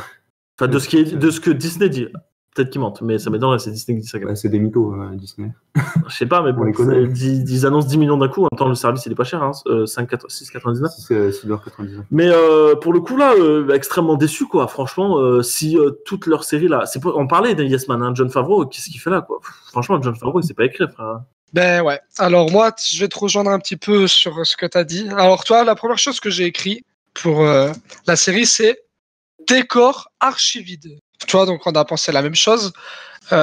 C'est quand même incroyable avec un univers comme Star Wars de voir des décors pour moi, mais aussi vides. C'est-à-dire que tu as des plans où tu dois avoir 4 vieux figurants qui passent, mais franchement, c'est dégueulasse quoi, de voir ça. T'as une ville, tu vas avoir 4 pèlerins qui vont passer derrière. Je trouve que ça fait fake, mais à 2000 km. Je trouve que c'est pas toujours très joli visuellement. Comme tu as dit, la bande-son, j'ai trouvé que c'était catastrophique, mais pourtant, je pensais que ça allait être un des points forts. Tu vois, la bande-son, je me suis dit, bon, au moins, ça sera réussi. Eh ben, putain, c'est vraiment pire que raté. Alors après, tu as ce côté un peu western qui est pour moi un petit peu trop marqué. Parce que là, très clairement, on est dans du western. Alors, ça peut marcher parce que Boba Fett, c'est un chasseur de primes. Donc, chasseur de primes, ça fait très western et pourquoi pas, ça peut fonctionner. Mais là, je trouve que par moment, on était trop sur du western. Là, ils en reviennent à leurs influences d'origine, hein, si je peux me permettre de vous couper, les gars. L'influence principale de George Lucas pour Star Wars, Oui, c'est quand même les 7 samouraïs. Ouais, c'est ce que j'allais dire. C'était les 7 samouraïs, c'est pour ça. Mais là, tu vois quand même le truc, t'as même d'une scène de rodéo, quoi, à un moment donné. Tu vois Ouais, ce que alors, putain. c'est une scène, moi, qui me pose un problème en termes d'écriture. C'est-à-dire que le mec, il n'enlève pas son casque. Le mec, il parle pas beaucoup. Donc, on te vend déjà un personnage badass et mystérieux. Et le mec, il se fait ridiculiser par une grosse larve, quoi. Voilà, ouais, c'est problématique. Il est vraiment, en termes d'écriture, mais je me suis dit, mais déjà, Pedro Pascal, tu vois, il est 1000 fois plus classe dans Game of Thrones. Et là, je me suis dit, mais merde, c'est quoi ce personnage à la con, quoi. Enfin, même le droïde, il est 4 fois plus stylé que lui à la fin. Voilà, un point positif, tu vois, que le costume, je le trouve assez joli. Tu vois, je trouve que même le casque. On sait où sont passés les millions, alors. Hein. Ouais, ils sont passés là-dedans. Après, toi, tu vois que c'est du Disney. Par exemple, à un moment donné, il y a une scène, il y a un personnage qui va se faire couper en deux. Et ben, ça va pas être montré. Tu vois, la caméra va tourner, tu vas comprendre que le personnage s'est fait couper en deux. Non, mais je dis pas qui c'est, je dis pas. Mais tu vois que ça reste familial et que c'est fade et que ça veut pas prendre de risques, tu vois. Et pour moi, du coup, j'ai regardé ça, mais ça, c'est fini. Première action, je me suis dit, c'est nul. Et franchement, c'était. Ouais. S'il n'y avait pas la fin là, mais franchement, ce serait nul. Ce serait vraiment nul. Ce serait juste un fan film, genre pire que le film sur les Ewoks, quoi. Mais vous vous êtes ennuyé vraiment? Non, tu t'ennuies pas parce que le film fait 38 minutes déjà. Je peux donner mon avis comme ça. Bah, peut-être que je vais pouvoir donner envie à. Vas-y. Parce que moi, je pense pas du tout comme vous en fait sur cette série. Bah tant mieux. Moi, ayant vécu en fait avant que la trilogie sorte, la première trilogie principale, bah, je trouvais vraiment que cette série là, et bah, ça, enfin, en tout cas le premier épisode, j'ai pas vu la suite, hein, mais que ça respirait vraiment la trilogie principale. Donc là, en fait, quand vous dites c'est vide, il y a pas beaucoup de figurants et tout, on est vraiment sur un concept aussi où c'est après le 6, comme tu me disais Anto, entre le 6 et le 7. Donc c'est la fin de l'Empire, après la guerre, après tous les problèmes qu'il y a eu et tout. On ne sait pas dans quelle planète il est, mais il est peut-être dans une planète où il n'y a pas beaucoup de personnes aussi, tout simplement, en fait. Ok, les moyens sont forcément moins considérables que pour les films, bah, c'est évident. Mais moi, je trouve que j'ai pas senti ce manque de moyens parce que ça ressemblait beaucoup, en fait, aux effets spéciaux qu'il y avait dans la première trilogie, un peu. Donc, je trouve vraiment qu'il y a 40 ans d'écart, quoi. C'est problématique. Oui, mais moi, je pense que c'est fait un peu exprès aussi. Il y a un peu ce côté, genre les personnages qui sont déguisés et tout avec des prothèses et tout. Ben, moi, j'ai beaucoup aimé en fait ce côté qui se rapprochait de la trilogie principale. Et il y avait un vrai amour sur ça, en fait, de se détacher de ce qu'il y a entre le 7 et le 8 et de ressembler beaucoup, de se recadrer vraiment à la première trilogie. Il y a vraiment cet amour-là, je trouve. Donc, moi, personnellement, je suis sorti de ce premier épisode avec beaucoup d'espoir, avec forcément le plan de fin qui est énorme. Ça donne vraiment envie de voir la suite, clairement, et c'était le but. Mais moi, je trouve que même la scène d'action à la fin, elle est vraiment bien faite. Il y a vraiment un truc cow-boy qui est vraiment assumé. Alors, je suis d'accord avec toi, maquillage et tout, bah, si on veut, hein, pas de problème. Maintenant, voilà, il y a quand même 30 ans entre la trilogie et cette série-là, donc c'est dommage. Mais en fait, le truc principalement qui me fait dire qu'en fait, alors, il y a deux possibilités. Soit ça va être ça sur toute la série, on va se prendre une énorme déception parce que, bah, moi perso, bah là, j'étais pas content en sortant du truc. Soit c'est une série qui lui reste des cartouches et ça va tirer au fur et à mesure. Peut-être qu'on aura des bonnes surprises. Mais le problème, déjà, c'est que c'est Jon Favreau à l'écriture. Le mec, c'est pas un auteur, le mec.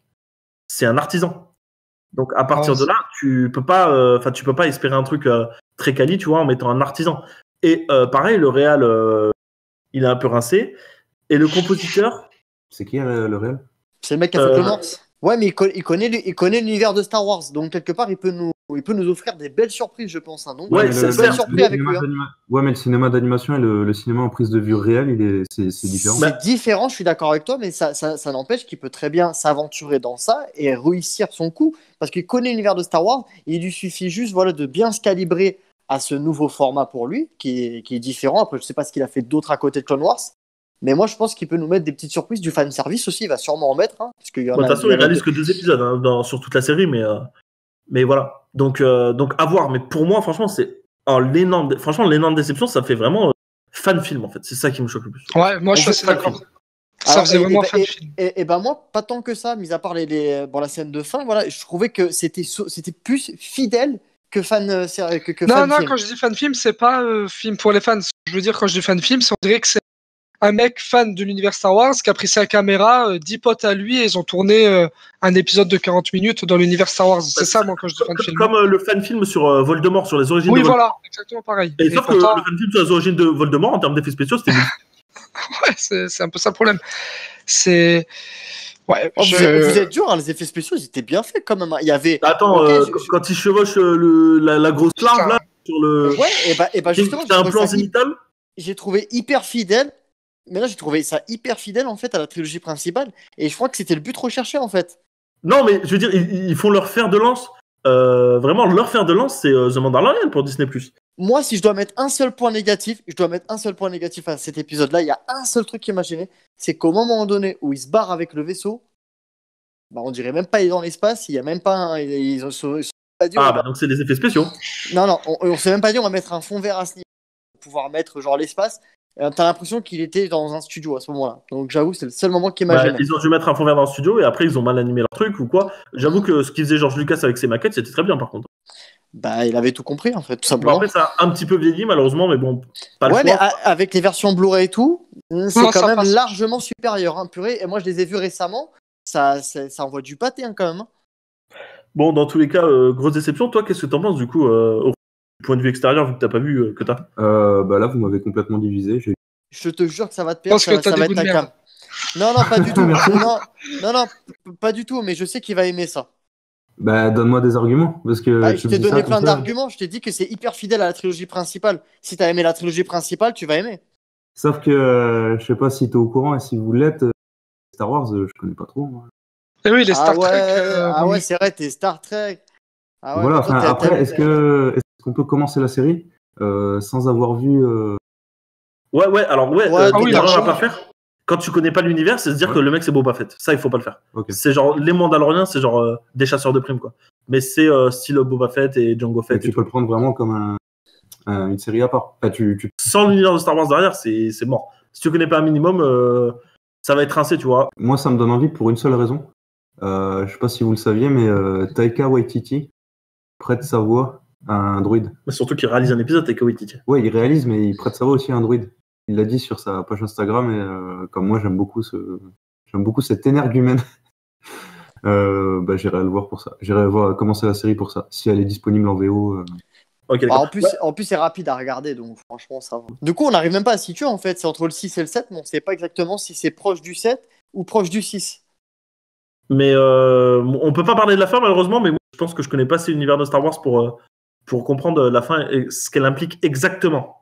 Ah, je te dis la vérité, personne ne peut le savoir parce que vu que tout est non canon maintenant. Bon, toi tu penses que c'est canon, mais pour Disney tout est non canon à part les dernières choses qu'ils ont faites eux. Ils en parlent pas de ça, donc on peut pas vraiment savoir ce qui se passe. Ouais, non mais sans spoiler, même la race, tu vois, je connais pas. C'est un mystère pour tout le monde. Cette race-là, de toute façon, bon, quand il le verra, Romu, mais c'est un mystère pour tout le monde. On connaît rien sur cette race-là. C'est ça qui est bien en fait. C'est que on sait pas d'où vraiment ils viennent et tout. Quoi qu'il arrive, c'est forcément le 6 et le 7, quoi qu'il arrive, puisqu'il n'y a plus l'Empire et il n'y a pas de nouvel ordre. En fait, moi, au début, c'est toi vraiment que tu me l'as dit, et je l'ai pas forcément saisi au début. Enfin, c'était pas vraiment bien présenté. Même au début, je me suis dit, c'est quoi? C'est Boba Fett qui a réussi à survivre quand il s'est fait grailler et tout. Je dis, bon, on est dans Star Wars, ça peut arriver, tu vois, ce genre de choses. Et j'ai pas fait le rapprochement, moi, au départ. Hein. C'était un peu difficile de situer le truc. Quand tu m'as situé le truc, finalement, j'ai un peu mieux compris le truc. Ouais. Parce que ce qui Ouais, m'a mais ticté, c'est quand il repense en fait à son passé. En fait, je dis putain, mais c'est bizarre. C'est pas du tout comme ça que ça s'est passé quand il perd son daron. C'est ouais, pour mais ça, tu vois que c'est l'acteur ou pas du tout? C'est Pedro Pascal. ouais, bien sûr, c'est le mec qui se fait crever les yeux dans Game of Thrones. C'est ça? Oui, sûrement. Ah, ouais, bah c'est lui qui meurt comme ça. Il se fait tuer par la montagne. Ouais, bah écoute, va pas plus loin parce que Romu il est en train de spoil la. Ah, bah aussi, il a rien vu, quoi, le mec aussi. C'est compliqué aussi avec lui. Bon, ma foi, on va passer au suivant. Joss, on va t'écouter parler de Le Mans 66. Ah, Ah, spoil Pardon. même pas, je veux le voir ce week-end. Non, de toute façon, je vais pas en parler grandement parce que je vais faire une vidéo sur ma chaîne YouTube où je vais en parler en détail. Ouais. Juste ce que je peux dire sur Le Mans. Ouais. Juste en PS, faut le voir en IMAX. Honnêtement, c'est pas obligatoire. Ouais, mais avec les voitures et tout, quand même, ça vaudrait peut-être le coup, tu penses? Peut-être. Alors après, je trouve que les scènes de course, même ça, sont assez bien dans l'ensemble. Je les trouve un peu répétitives et du coup, je sais pas ce que j'ai préféré dans le film, bizarrement, tu vois. Ok. À ce niveau-là, toi, le film Rush m'a beaucoup plus plu. Je sais pas si tu D'accord. l'avais vu, mais Je voilà. l'ai pas vu encore, mais tout le monde m'en dit que du bien, ce film. Voilà, c'est Rush, c'était vraiment très bien. Alors après, Le Mans 66, c'est vraiment un bon film, c'est vraiment sympa. Christian Bale est vraiment énorme dedans et il crève l'écran, quoi. Littéralement, c'est lui qui est vraiment beaucoup mis en avant. Après, j'ai trouvé que c'était un petit peu long. Il dure 2h35, le film. 2h33, je crois. Ouais, voilà. Voilà. Au bout d'un moment, je me suis un peu ennuyé. Je trouvais que tu peux largement enlever mes 40 minutes au film. Tu peux les enlever à l'aise. Parce que ce qu'il raconte au final, il raconte pas grand-chose. En fait, dans le récit, il raconte pas grand-chose. Après, voilà, tu passes un bon moment, c'est sympa, il y a des bonnes idées de réalisation, c'est bien foutu. Je trouve que l'alchimie entre Bale et Matt Damon fonctionne vraiment superbement bien. Et voilà, je trouve juste que c'est un peu trop long et un petit peu trop répétitif. Et voilà, c'est les seuls défauts que j'ai trouvés. Sinon, c'est un bon film et il mérite d'être vu. À la hauteur de tes attentes ou un petit peu déçu? Un petit peu déçu. Ah, bon. Ça, c'est Mais il est dommage. très bien, hein, parce que moi, vraiment, en fait, honnêtement, ce film, je pensais que ça allait être dans mon top 5 de l'année, tu vois. Faut voir, genre 4-5e. Et là, non, il sera pas dedans, quoi, tu vois. Ok, Donc, du coup, d'accord. un petit peu déçu sur Bah, ça, quoi. Après, ça reste un bon film. Ah, ça serait bien que dans l'émission, on se fasse à un moment donné un petit top 5 ou top 10 Bah, on se le chacun. fera pour la fin de l'année. Ouais, totalement. J'avoue que c'est une bonne idée, ça. Pas de souci, pas de souci. Bah, bon, on verra. Ne cite pas Star Wars, il sera pas dans le top. Hein. Ah, bah, il y a peu de chances. Bon, Alors, d'accord, je sais pas par quel miracle. Hein. Pendant que tu nous parles, Joss, est-ce que tu peux nous parler de l'heure de la sortie? Ah oui, alors, déjà, je tiens à remercier Romu parce que c'est grâce à toi que j'ai vu ce film. Parce que si tu en avais pas parlé dans une précédente émission, je pense que ce film, je l'aurais jamais vu de ma vie. Donc, du coup, merci pour cette découverte. Et du coup, lors de la sortie, c'était très sympa. J'ai trouvé ça très prenant. Et c'est un peu la force du film parce que, au bout, en fait, ce qu'il a fait de très fort, ce film, c'est que la scène d'intro, elle te met tout de suite dans le film. C'est-à-dire que tu vois les 30 premières secondes, tu es obligé d'aller au bout parce que ça te lance tout de suite un mystère, ça te prend vraiment, ça t'intrigue tout de suite. Et du coup, pour moi, ça a vraiment bien C'est quoi fonctionné. déjà les 30 premières secondes? J'ai peur de spoiler, quoi. C'est le prof dans la classe, il fait quelque chose. Ah oui, d'accord, oui. De toute façon, Romu nous l'avait spoilé déjà. En fait, rien qu'avec ça, ça te tient en haleine le long du film. Et en plus, il va se passer plein de choses qui vont te tenir. Et j'ai adoré la fin. Même si pour la comprendre vraiment dans son intégralité, il faut un petit peu se renseigner sur Internet. Mais en tout cas, voilà, c'était vraiment super. Vraiment une belle T'as pu surprise. lire ce que je t'ai envoyé, du coup? Oui, c'est ça. Quand je dis il faut aller sur Internet, Ouais. je parle de ce que tu m'as envoyé en fait. Et tu le mets dans ton top 5, le film? Top 5, non, mais entre 5 et 10, possible. Ça se négocie, Oh, ça pas se mal. négocie. Bon, moi je vais parler de Un jour, que Romu, je suppose que tu n'as pas vu Un jour. Non, j'ai pas eu le temps de le voir, mais Alors, je vais me rattraper, je pense. messieurs, je suis mi-figue, mi-raisin. Ah, merde. Le film, non, mais le film, c'est un goût personnel, très honnêtement. Le film est très très bien, mais ce qui se passe à la fin, je ne spoil pas, Ouais. j'ai détesté. Ah ouais, putain, moi ça m'a Alors choqué. pourquoi t'as détesté la fin? Ben, parce Moi, que justement, ça m'a- j'étais dans un mood en mode taille, tu vois. D'un coup, je me suis fait bolos, tu vois. Tu l'as pas senti venir? Putain, je l'ai senti Si, venir de tu ouf. le sens venir, mais le truc, c'est que je me suis dit, ils vont pas oser. Et ils l'ont fait quand même. Et du coup, à la fin, j'étais là en mode, bon, bah, du coup, je sais plus trop ce que le film il veut me dire, qu'est-ce qu'il essaie de me raconter, qu'est-ce qui va se passer pour lui, pour elle ou pour lui. Ah bah moi justement, j'ai tout de suite, ça m'a fait tout de suite penser justement au message du film concrètement. Ouais, C'est pour moi, que- pour moi, il y en a pas qu'un, tu vois, dans le sens où il y a déjà un message. C'est compliqué à dire. Je suis d'accord avec vous sur le fait que le film se rapproche beaucoup de Blue Valentine, dans le sens où c'est pas une comédie romantique classique. Je sais même pas si on peut parler de comédie romantique du tout, hein. Mais pour moi, le film faisait déjà passer un message avant que cet événement se produise. Donc, je trouve que ça alourdit le film un peu. Bah, là, au moins à la fin, je spoil pas pour Romu bien évidemment, mais ça te dit directement, vous avez raté trop d'années. Et c'est un peu genre, comment dire, le contre-coup en fait, hein, de bon, ça peut arriver à n'importe qui, hein, c'est ce qui se passe, c'est sûr, bien sûr. Mais c'est genre, ils ont raté trop d'années. Moi, je vois un peu ce message-là un peu. Ils ont raté Oui, trop certes. d'années, raté trop d'années à s'aimer. Oui, C'est tout ça, l'idée. vu comme ça, c'est sûr, mais en même temps, sans ça, tu l'as très bien compris aussi. Ouais, bon, ils ont voulu faire un message. C'est juste beaucoup plus qu'il y a, fort. bon, voilà, on va éviter de rester sur une pente glissante. Mais non, franchement, ça m'a cassé le délire, moi. Non. Le film est très bien, à part ça, mais c'est juste une question de goût personnel, tu vois. Mais je crois qu'on en avait parlé aussi pour un autre film. Je vais pas te dire parce que sinon Romu il va direct savoir de quoi je parle. Mais on en avait déjà parlé pour un autre film, mais franchement, je trouve que faut arrêter de faire ça, quoi. Faut arrêter de faire ça. J'avais juste envie de passer un bon moment à la base, moi. Donc, alors, par contre, ce qu'on peut souligner, c'est l'alchimie entre les deux personnages qui est incroyable. Ah ouais. Ah, je suis d'accord, elle est folle. Ouais. Donc voilà. Donc, écoute, je te rendrai ton Blu-ray. C'est un bon film, mais c'est un film que je pense ne pas revoir très souvent. D'accord, ok. Mais moi, je sais que c'est un film ça que j'aime bien revoir. Bah, de toute façon, toi, dès qu'il y a un film, t'aimes bien Ah, le ça, revoir. Toi, non, mais ça, c'est le genre de film, ça, un peu coup de cœur, un peu vraiment un peu atypique qu'on n'en parle pas. Et j'aime beaucoup ce type de film, un peu. Ouais, ok. Bah écoute, il n'y a pas de. Par contre, je récupérerai le Blu-ray avant qu'il rende. Tu veux le voir? Bah, du coup, ouais. Mais t'as un lecteur Blu-ray, toi? Oui. Avec une DVD en force. Bah, il y a ça. Bah, on n'a qu'à passer au vrai ou faux pendant qu'on y est. Ouais. Ouais, Est-ce que tout le monde est prêt ou pas? je suis prêt. Donc, dans l'ordre logique, comme d'habitude, Joss, Romu et Jérém. En 2002, Steven Spielberg a enfin terminé son cursus universitaire après une pause de 33 ans. Il a rendu Ayez Intelligence Artificielle comme projet de fin d'études. Vrai ou faux? Faux. Faux. Pardon, excusez-moi. Faux. Pourquoi faux, Faux. messieurs? C'était la liste de Schindler dans les années, je crois. Ouais, parce que le truc, le film que tu parles, c'était un film à la base de Kubrick, non?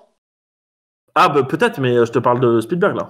D'accord, Ok. ouais, mais d'accord. Mais moi, je dis que c'est faux parce que Faux. c'est un film différent. C'était bien en 2002, mais c'était en effet la liste de Schindler. Mais c'était bien en 2002. Donc vous avez tous un point, pardon, je vous ai mis tous 0. C'est comme ça, c'est moi qui gagne à la fin. Les soviétiques ont tourné une adaptation du Hobbit qui est disponible en intégralité sur YouTube. Et c'est intéressant. Vrai ou faux? Vrai. Vrai. Moi, je dirais vrai parce que je sais pas où t'as dû choper cette info. Vrai? T'as le lien? Non, j'ai pas le lien. Je le chercherai, je le... Ah ouais, mais nous le lien, on va voir le Hobbit. Ah ouais, non, mais c'est politique. des barres, ton truc.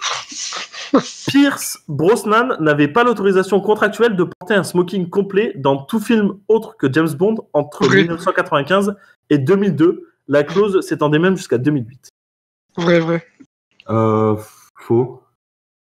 Moi, je dirais vrai. Ouais, ça me paraît pas improbable. Eh bien, c'était faux. En effet, c'était bien vrai. J'ai juste rajouté la clause qui s'étendait jusqu'à 2008. Ah, mais après, t'es vicieux, toi aussi. Ah ouais. Bah, je suis Parce que vicieux, moi, mais je savais le truc du smoking, je l'avais vu, mais après, putain, il me rajoute son petit truc de vicieux. en même temps, tu t'es pas dit pourquoi pendant 6 ans, alors qu'il fait plus de James Bond, il peut pas porter de costume. Ah bah, Eh, je sais moi, pas. moi, dit, je il est porte con. plainte. Il y a vice caché. Non, Ouais, il y a zéro vis caché, frérot. Il y a cerveau caché chez vous, ouais.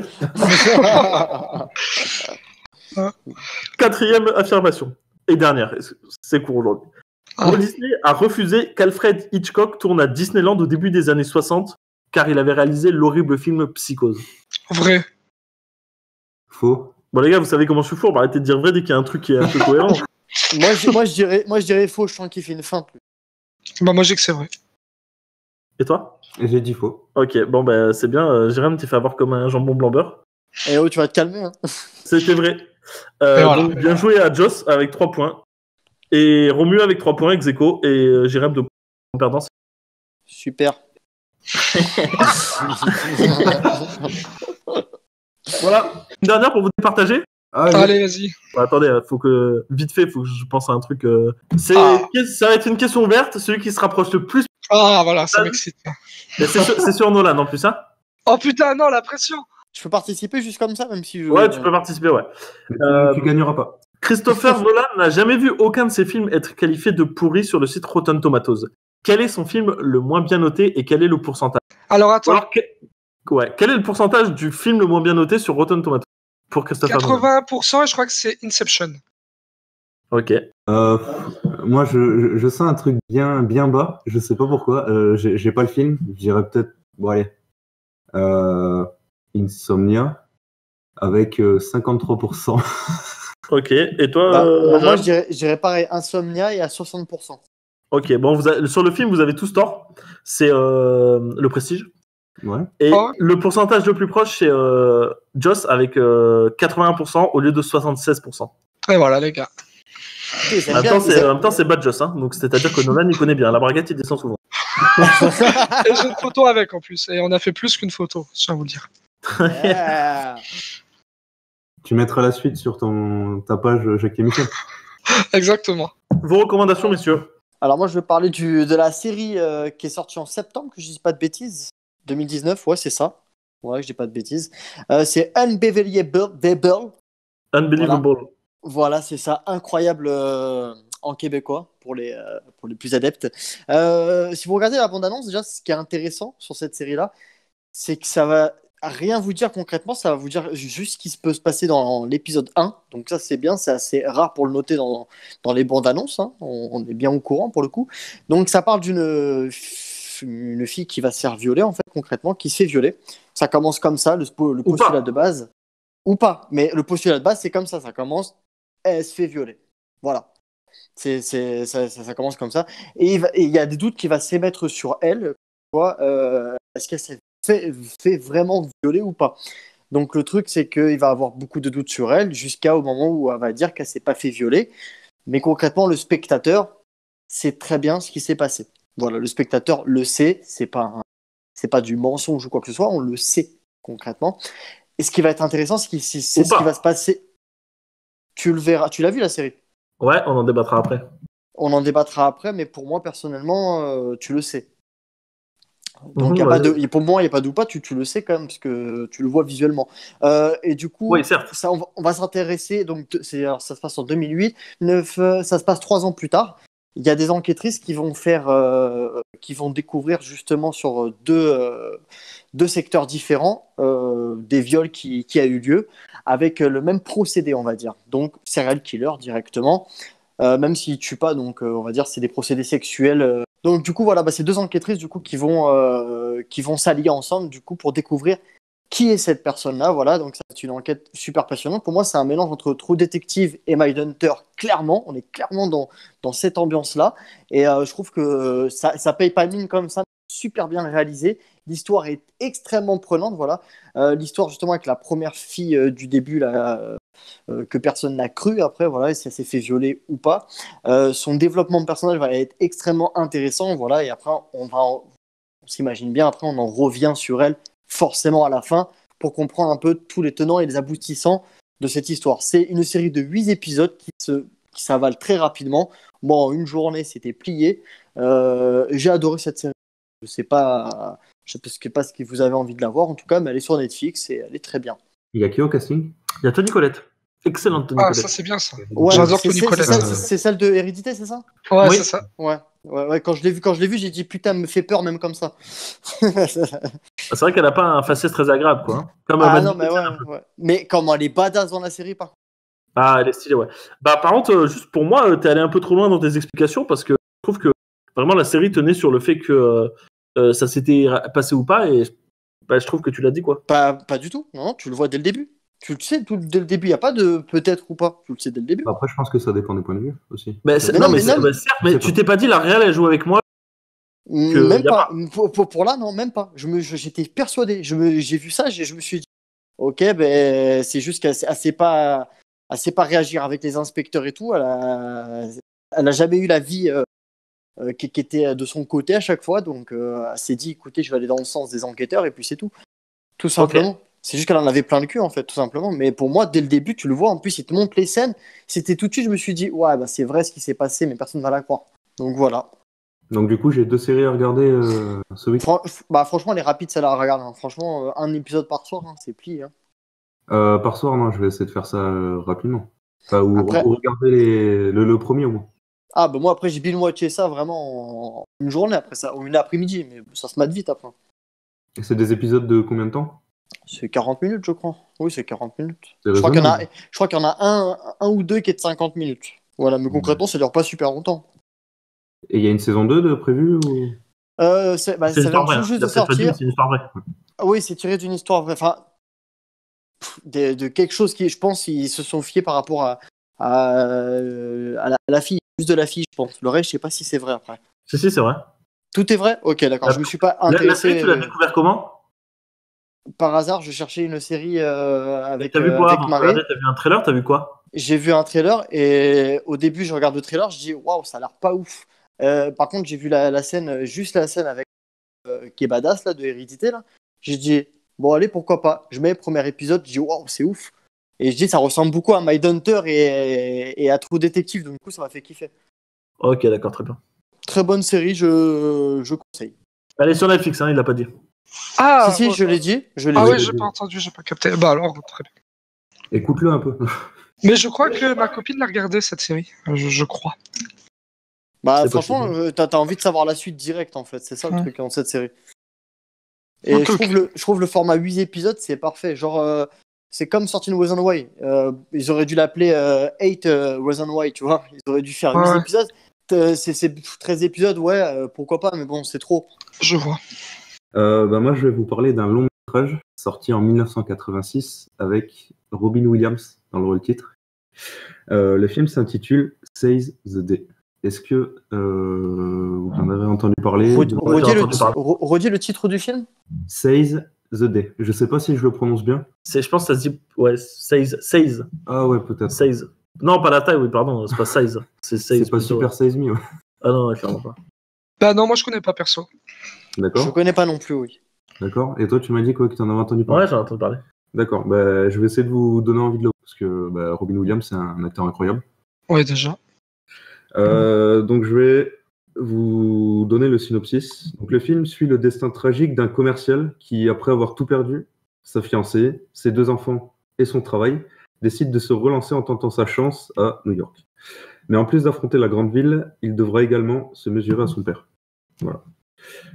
Donc, mon avis, Seize the Day, c'est un drame psychologique qui pose un regard sans concession sur le monde de l'argent, symbole de grandeur, comme tout le monde le sait, mais aussi source de conflits évidents. C'est dans ce cadre-là que le personnage de Robin Williams, qu'on pourrait qualifier de loser, voilà, j'en dis pas plus, va évoluer et se livrer sur le plan physique, donc, avec la loi du plus fort. Il y a tout ce concept de la loi du plus fort. Et sur le plan moral, donc, on aura une lutte entre un père et son fils. Le film est construit comme une spirale infernale dans laquelle le personnage de Robin Williams se retrouve prisonnier. Voilà, donc j'ai pas grand chose à dire sur ça. L'acteur, pour moi, l'acteur se la donne physiquement. C'est incroyable de le voir courir dans tous les plans, dans toutes les séquences. T'as l'impression qu'il est inépuisable. Vraiment, on le voit même vraiment littéralement transpirer. Voilà. C'est pour moi une prestation de sa grande et riche carrière. Voilà. Donc j'ai vécu Seize the Day comme une expérience épuisante sur le plan physique et rageante, car on suit le destin tragique d'un pauvre homme dont on connaît l'issue sans pouvoir intervenir. Donc je vous recommande ce film pour la prestation physique fascinante de Robin Williams et le traitement de son sujet que la mise en scène magnifique. Point. Ok. Eh ben, à rajouter. De toute façon, rien que pour Robin Williams, il faut voir, je pense, ses films, que c'est un grand acteur, et du coup, ben voilà, ça en fait un que j'ai pas vu, et ben, ça sera avec plaisir. Exactement, mais j'en avais vu un récemment, enfin, que j'ai plus Brooklyn, je sais pas quoi, là, qui était vraiment pas terrible, hein. Donc, il a fait 2-3 films, je pense, Mais un c'est peu. pas son dernier, là? De quoi? C'est pas son dernier, il y avait qui d'autre dans le film? Ah, Il a- c'est peut-être son dernier, ouais, mais putain, c'était vraiment Putain, nul, hein. Oh, j'avais pas aimé, moi, en tout cas, moi, j'avais vraiment pas aimé, mais bon, c'était objectivement pas fou. Donc, C'était un direct to vidéo, il me Ouais. semble. Et d'ailleurs, Ouais, mais- le trailer était sorti des mois après son décès, je crois. Ah ouais? Ah ouais. ouais, mais bon, tu peux faire très bien des directs vidéo et que ça soit quand même plus ou moins. Ouais, bah c'est rare. C'était Ouais, mais un vraiment pas Robin top Williams top. en direct to vidéo, quand même. Ouais, mais on va dire, moi, voilà, ça m'a gêné. C'était Robin Williams, je me suis dit, putain, merde, bah, c'est une tâche un peu, tu vois, dans son CV. Bon, après tous les grands films qu'il a fait, il a eu un Oscar et tout pour Will Hunting, c'est un grand Bon, après, acteur. malheureusement, il a plus besoin de CV, quoi. Hein. Ouais, non, mais il a un super CV, ce mec-là. Donc, après, c'est pas très très grave d'avoir fait un ou deux mauvais films. Mais celui-là, il était vraiment, waouh, pas fou. Mais en tout cas, ton film, là, me donne vraiment envie, là. Tu m'as dit tout plein d'aspects du personnage qui m'intéressent beaucoup, donc ouais, pourquoi pas. Après, si vous connaissez Robin Williams, vous saviez dans sa vie de tous les jours, c'était un mec vraiment hyperactif. Et c'est cet aspect-là de l'homme qu'on retrouve dans le film. Et moi, j'ai trouvé ça hyper fascinant à le voir vraiment, comme je vous ai dit tout à l'heure, courir d'un bout à l'autre de la scène. On le voit vraiment transpirer dans le film. Et c'est fascinant. On a l'impression qu'il s'arrête jamais, que le film il a Après, été tourné. tout homme transpire, hein, je te rassure. Oui, sauf que Robin Williams, il était connu pour Pour sa non-transpiration. forte pilosité. Je sais pas si vous le saviez. Bah, certes, mais là, Ça se voit Oui. ça se voit qu'il a des poils. Si on va par là. Moi, un film marquant de Robin Williams, tu vois, je pense que c'est peut-être même mon préféré, bah, ça va être son film Jack. Voilà, c'est un film peut-être qu'on parle très peu dans sa carrière, mais je trouve que Jack, c'est son plus grand film. On en parle pas mal quand même. Peut-être depuis qu'il est mort, tu vois, mais moi, en tout cas, C'est un de ces moi, films. j'ai jamais vu quelqu'un qui m'a dit waouh, Jack, tu l'as vu, il est génial. Moi, personnellement, jamais, hein. Surtout qu'il n'y a même pas eu de sortie Blu-ray et tout, donc c'est pas un film, je pense, qui mise beaucoup. Pourtant, c'est un très grand film de cet acteur-là, que je conseille d'ailleurs. de qui tu voulais nous parler? Oui, je voulais vous parler de. Attends, tournez la page. Du coup, je parie que tu vas nous parler de la VF de Robin Williams. Eh non. Ah, piégeux. Bim, allez. La VF de Robin Williams, c'est pour les ménagères. Hein. Non, je vais vous parler de la VF de Will Smith. Non, c'est pas vrai. Oh putain. Il n'y a pas de VF, hein. C'est Will Smith qui se double en français. C'est lui-même. Hein. C'est genre, il est beaucoup trop fort. C'est dégueulasse. Non, moi, je voulais vous parler de Jean-Pierre Michael. Est-ce que ce nom vous évoque? Ouais, ça me parle. Je connais un Jean-Pierre et un Michael, bah alors Jean-Pierre et Michael ensemble. Je connais pas trop, non. C'est particulier. Vas-y, après nos souffrances, là, tu vois bien qu'on connaît pas. Alors, étant amateur de VF, comme j'ai pu vous le dire quand on a parlé de Sonic, j'ai eu envie de vous parler d'un comédien de doublage que j'aime particulièrement et que vous aimez très certainement. Ouais, donc Jean-Pierre Michael est le 490e sociétaire de la Comédie. Donc c'est une institution culturelle française assez connue, assez populaire. Il a une grande carrière théâtrale avec plus de 40 pièces de théâtre à son actif. Il a joué dans plusieurs séries et téléfilms français comme Joséphine Ange Gardien, Shérif, Section de recherche. Oh le troll. Laissez-moi terminer. Pardon. Laissez-moi terminer. Retenez-vous un peu. Vous n'êtes pas au bout de vos canaux. Donc il a joué dans Shérif, Section de recherche et Candice Renoir aux côtés de son actrice Cécile Bois. Maintenant, on va entrer dans le vif du sujet avec son travail en tant que voix off et comédien de doublage. De 2009 à 2012, il a été la voix off de Virgin Radio et de fin 2012 à fin 2017, il a été la voix officielle de la chaîne C8. Ah. On a pu entendre citer pour des marques comme Castorama, Beko ou bien encore BMW. Pour l'instant, tu me vends pas du rêve. Hein. Non, mais justement, ça monte crescendo. Ça monte crescendo.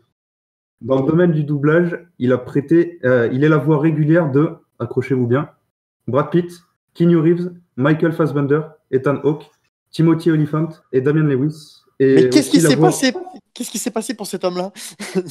Il a une carrière riche et moi je trouve ça intéressant. Mais de ouf, le mec il a tout fait. C'est aussi la voix récurrente de Jude Law Jim Caviezel et Karl Urban. Donc cette année, vous avez pu entendre sa voix dans John Wick 3, Ad Astra, Once Upon a Time in Hollywood, Captain Marvel ou encore la série The Boys, dans laquelle il double le personnage de Karl Urban.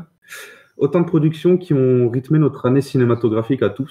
Donc avec sa voix claire, que nous avons tous déjà entendue au moins une fois, Jean-Pierre Michael est selon moi un comédien de doublage emblématique du paysage audiovisuel que je placerai au même niveau que les grands, à savoir Richard Darbois, ceux qu'on a cités précédemment. C'est au même niveau, hein, même. Hein. C'est au même niveau. Ouais. Hein. C'est genre avec la même voix que le mec qui fait Bruce Willis et tout. Hein. Justement, j'avais noté aussi, Patrick Poivet. Tous les acteurs qu'il fait, c'est dingue, c'est dingue. On le reconnaît de très très loin. C'est ça, c'est un acteur, emblématique. Ouais. Ah putain, limite, je pensais que t'allais me parler de Plus belle la vie à un moment donné. Non, mais justement, j'ai fait exprès comme Ah ouais, il a dit Joséphine, tu vois. Ça m'a fait gaulerie direct, tu vois. Par contre, je vous invite à regarder déjà ce qu'il a fait sur Internet et à regarder son visage parce qu'il a vraiment une tête de beau gosse. Dans le monde du doublage, c'est assez particulier. Vraiment. Ils ont tous des sales gueules à la base. Non, c'est pour ça qu'ils sont pas comédiens, quoi. Mais vraiment, quand tu verras son physique, tu te diras, ouais, lui, il a de cinéma. Attention, si tu doubles Brad Pitt, il faut que tu assumes. Il faut être au top. C'est clair. Ouais. Et Keanu Reeves aussi, ouais. Et avec Keanu Reeves aussi, ouais. Parce qu'il est pas dégueulasse, quand même, Keanu Reeves. Voilà. D'ailleurs, en fait, j'ai vu, là, il n'y a pas si longtemps que ça, là, le premier film de Keanu Reeves a réalisé la Man of Fire, je crois que c'est ça. Man of Tai Chi. Non, voilà, Man of Tai Chi plutôt. C'est Man on Fire, c'est autre chose. C'est avec Denzel Washington, c'est ça? Ouais, c'est ça. Rien à voir. Il était très bien, ce film. Voilà, c'était juste pour faire la petite aparté. J'ai beaucoup aimé ce petit film. Il y avait des petits défauts, mais franchement, il était très bien. D'ailleurs, il y avait un de ses premiers rôles, j'imagine, du mec de The Raid. Iko Uwais, ouais. C'était sûrement un de ses premiers rôles, peut-être pas le premier, mais un de ses premiers. The Raid, c'était avant, je crois, donc. C'était avant The Raid. Non, t'es sûr, il était très jeune, hein, quand même, d'un joueur dans le film. Il était très très jeune. Hein. Tai Chi, ça doit être quoi, 2013-2014. Ouais. The Raid, je crois que c'était avant. Hein. 2012-2013, ouais. Et je voulais ajouter un truc à ma chronique, si ça vous dérange pas. C'est une citation du comédien de doublage qui va finir sous forme de question. Il a déclaré qu'il aimerait voir le nom des comédiens de doublage à la fin du générique placé à côté du nom de l'acteur qu'il double. Qu'en pensez-vous? C'est une face un peu, on en parlait la semaine dernière, c'est une face un peu plus cachée du cinéma, mais bon, sans le doublage, en vrai, ce serait horrible, quoi. Enfin, je veux dire, avec un doublage de mauvaise qualité, tu le vois et là, t'as envie de lâcher le mec. Pour moi, en France, ils ont créé un truc jamais vu pour moi, parce qu'ils sont capables de se substituer à l'acteur qu'ils doublent. Ah non, mais nous, c'est très fort. Hein. Nous, on a des voix, mec, en France, c'est dingue. Mais moi, tu vois, je trouve que c'est une super bonne idée ce que tu dis, mais j'en suis sûr que s'ils font ça, ça va faire une polémique. C'est pas le jeu vidéo encore. Peut-être c'est différent, tu vois. C'est pas tout le temps qu'il y a des acteurs qui prêtent leur visage, leurs traits et tout pour. Mais pourquoi ça ferait polémique? Les gens ils vont dire ouais c'est VO et tout. Pourquoi vous regardez en français et tout, alors qu'en français on a des bonnes voix, mais il y en a qui c'est des puristes en VO sous-titré français, tu vois. Ouais, donc il y en a qui. Ouais, mais tu verras. Je suis sûr. Moi, je trouve que c'est une très très bonne idée, mais je sens les polémiques, mec, qui va venir sur ça. Moi, je pense que ça fera pas polémique dans le sens où, à part les films à post-générique, les gens ne regardent pas le générique de fin. La plupart des gens ne regardent pas le générique de fin, donc ils s'en fichent un peu. Ouais, c'est un argument, c'est vrai. C'est vrai. Surtout même dans les trucs Netflix et tout, genre maintenant tu peux même pas les regarder limite. Ils te mettent directement l'épisode d'après. Je trouve aussi que la langue française aussi s'y prête en fait à ça, à pouvoir jouer un peu tous les acteurs. Je trouve que notre langue s'y prête beaucoup en fait à tout ça. Donc je trouve qu'on est très très fort dans tout ce qui est doublage. J'espère que ça vous a plu, ce 7ème fréquence. Ah, il était génial ce 7ème fréquence, ouais. J'aimerais bien qu'on arrête un peu les vrais ou que tu reprennes ce que tu faisais avant. J'aimais bien aussi. Écoute, on va devoir faire un débat là-dessus. Qui veut arrêter les vrais ou faux, messieurs? Moi, je pense que tu peux faire du vrai ou faux, mais moi, pas en forme de jeu, peut-être. Raconter une ou deux anecdotes par-ci, par-là, et qu'on en débatte. Tu vois, je trouve des anecdotes assez drôles et qu'on en débatte. Mais le choix, c'était pas mal, je trouve. Ouais, moi, j'aime bien le choix un peu. Je trouve que ça met plus de débat et tout, c'est plus intéressant. Moi, j'aime bien les deux. Ce serait bien que tu puisses alterner. Une Voilà. semaine sur deux. Voilà, bah alterner, c'est très bien. Mais les vrais ou faux sont intéressants. J'en Ok. apprends chaque semaine grâce à toi. Et je Très te remercie. On peut le remercier d'ailleurs. Merci. Ouais. Voilà. merci. Bravo, Raoult, tu pourras Bravo. mettre un petit. Bravo. pourras mettre- Bon, bah écoutez, merci beaucoup et à Ouais, bientôt. bah, merci, ouais. Bah, à bientôt.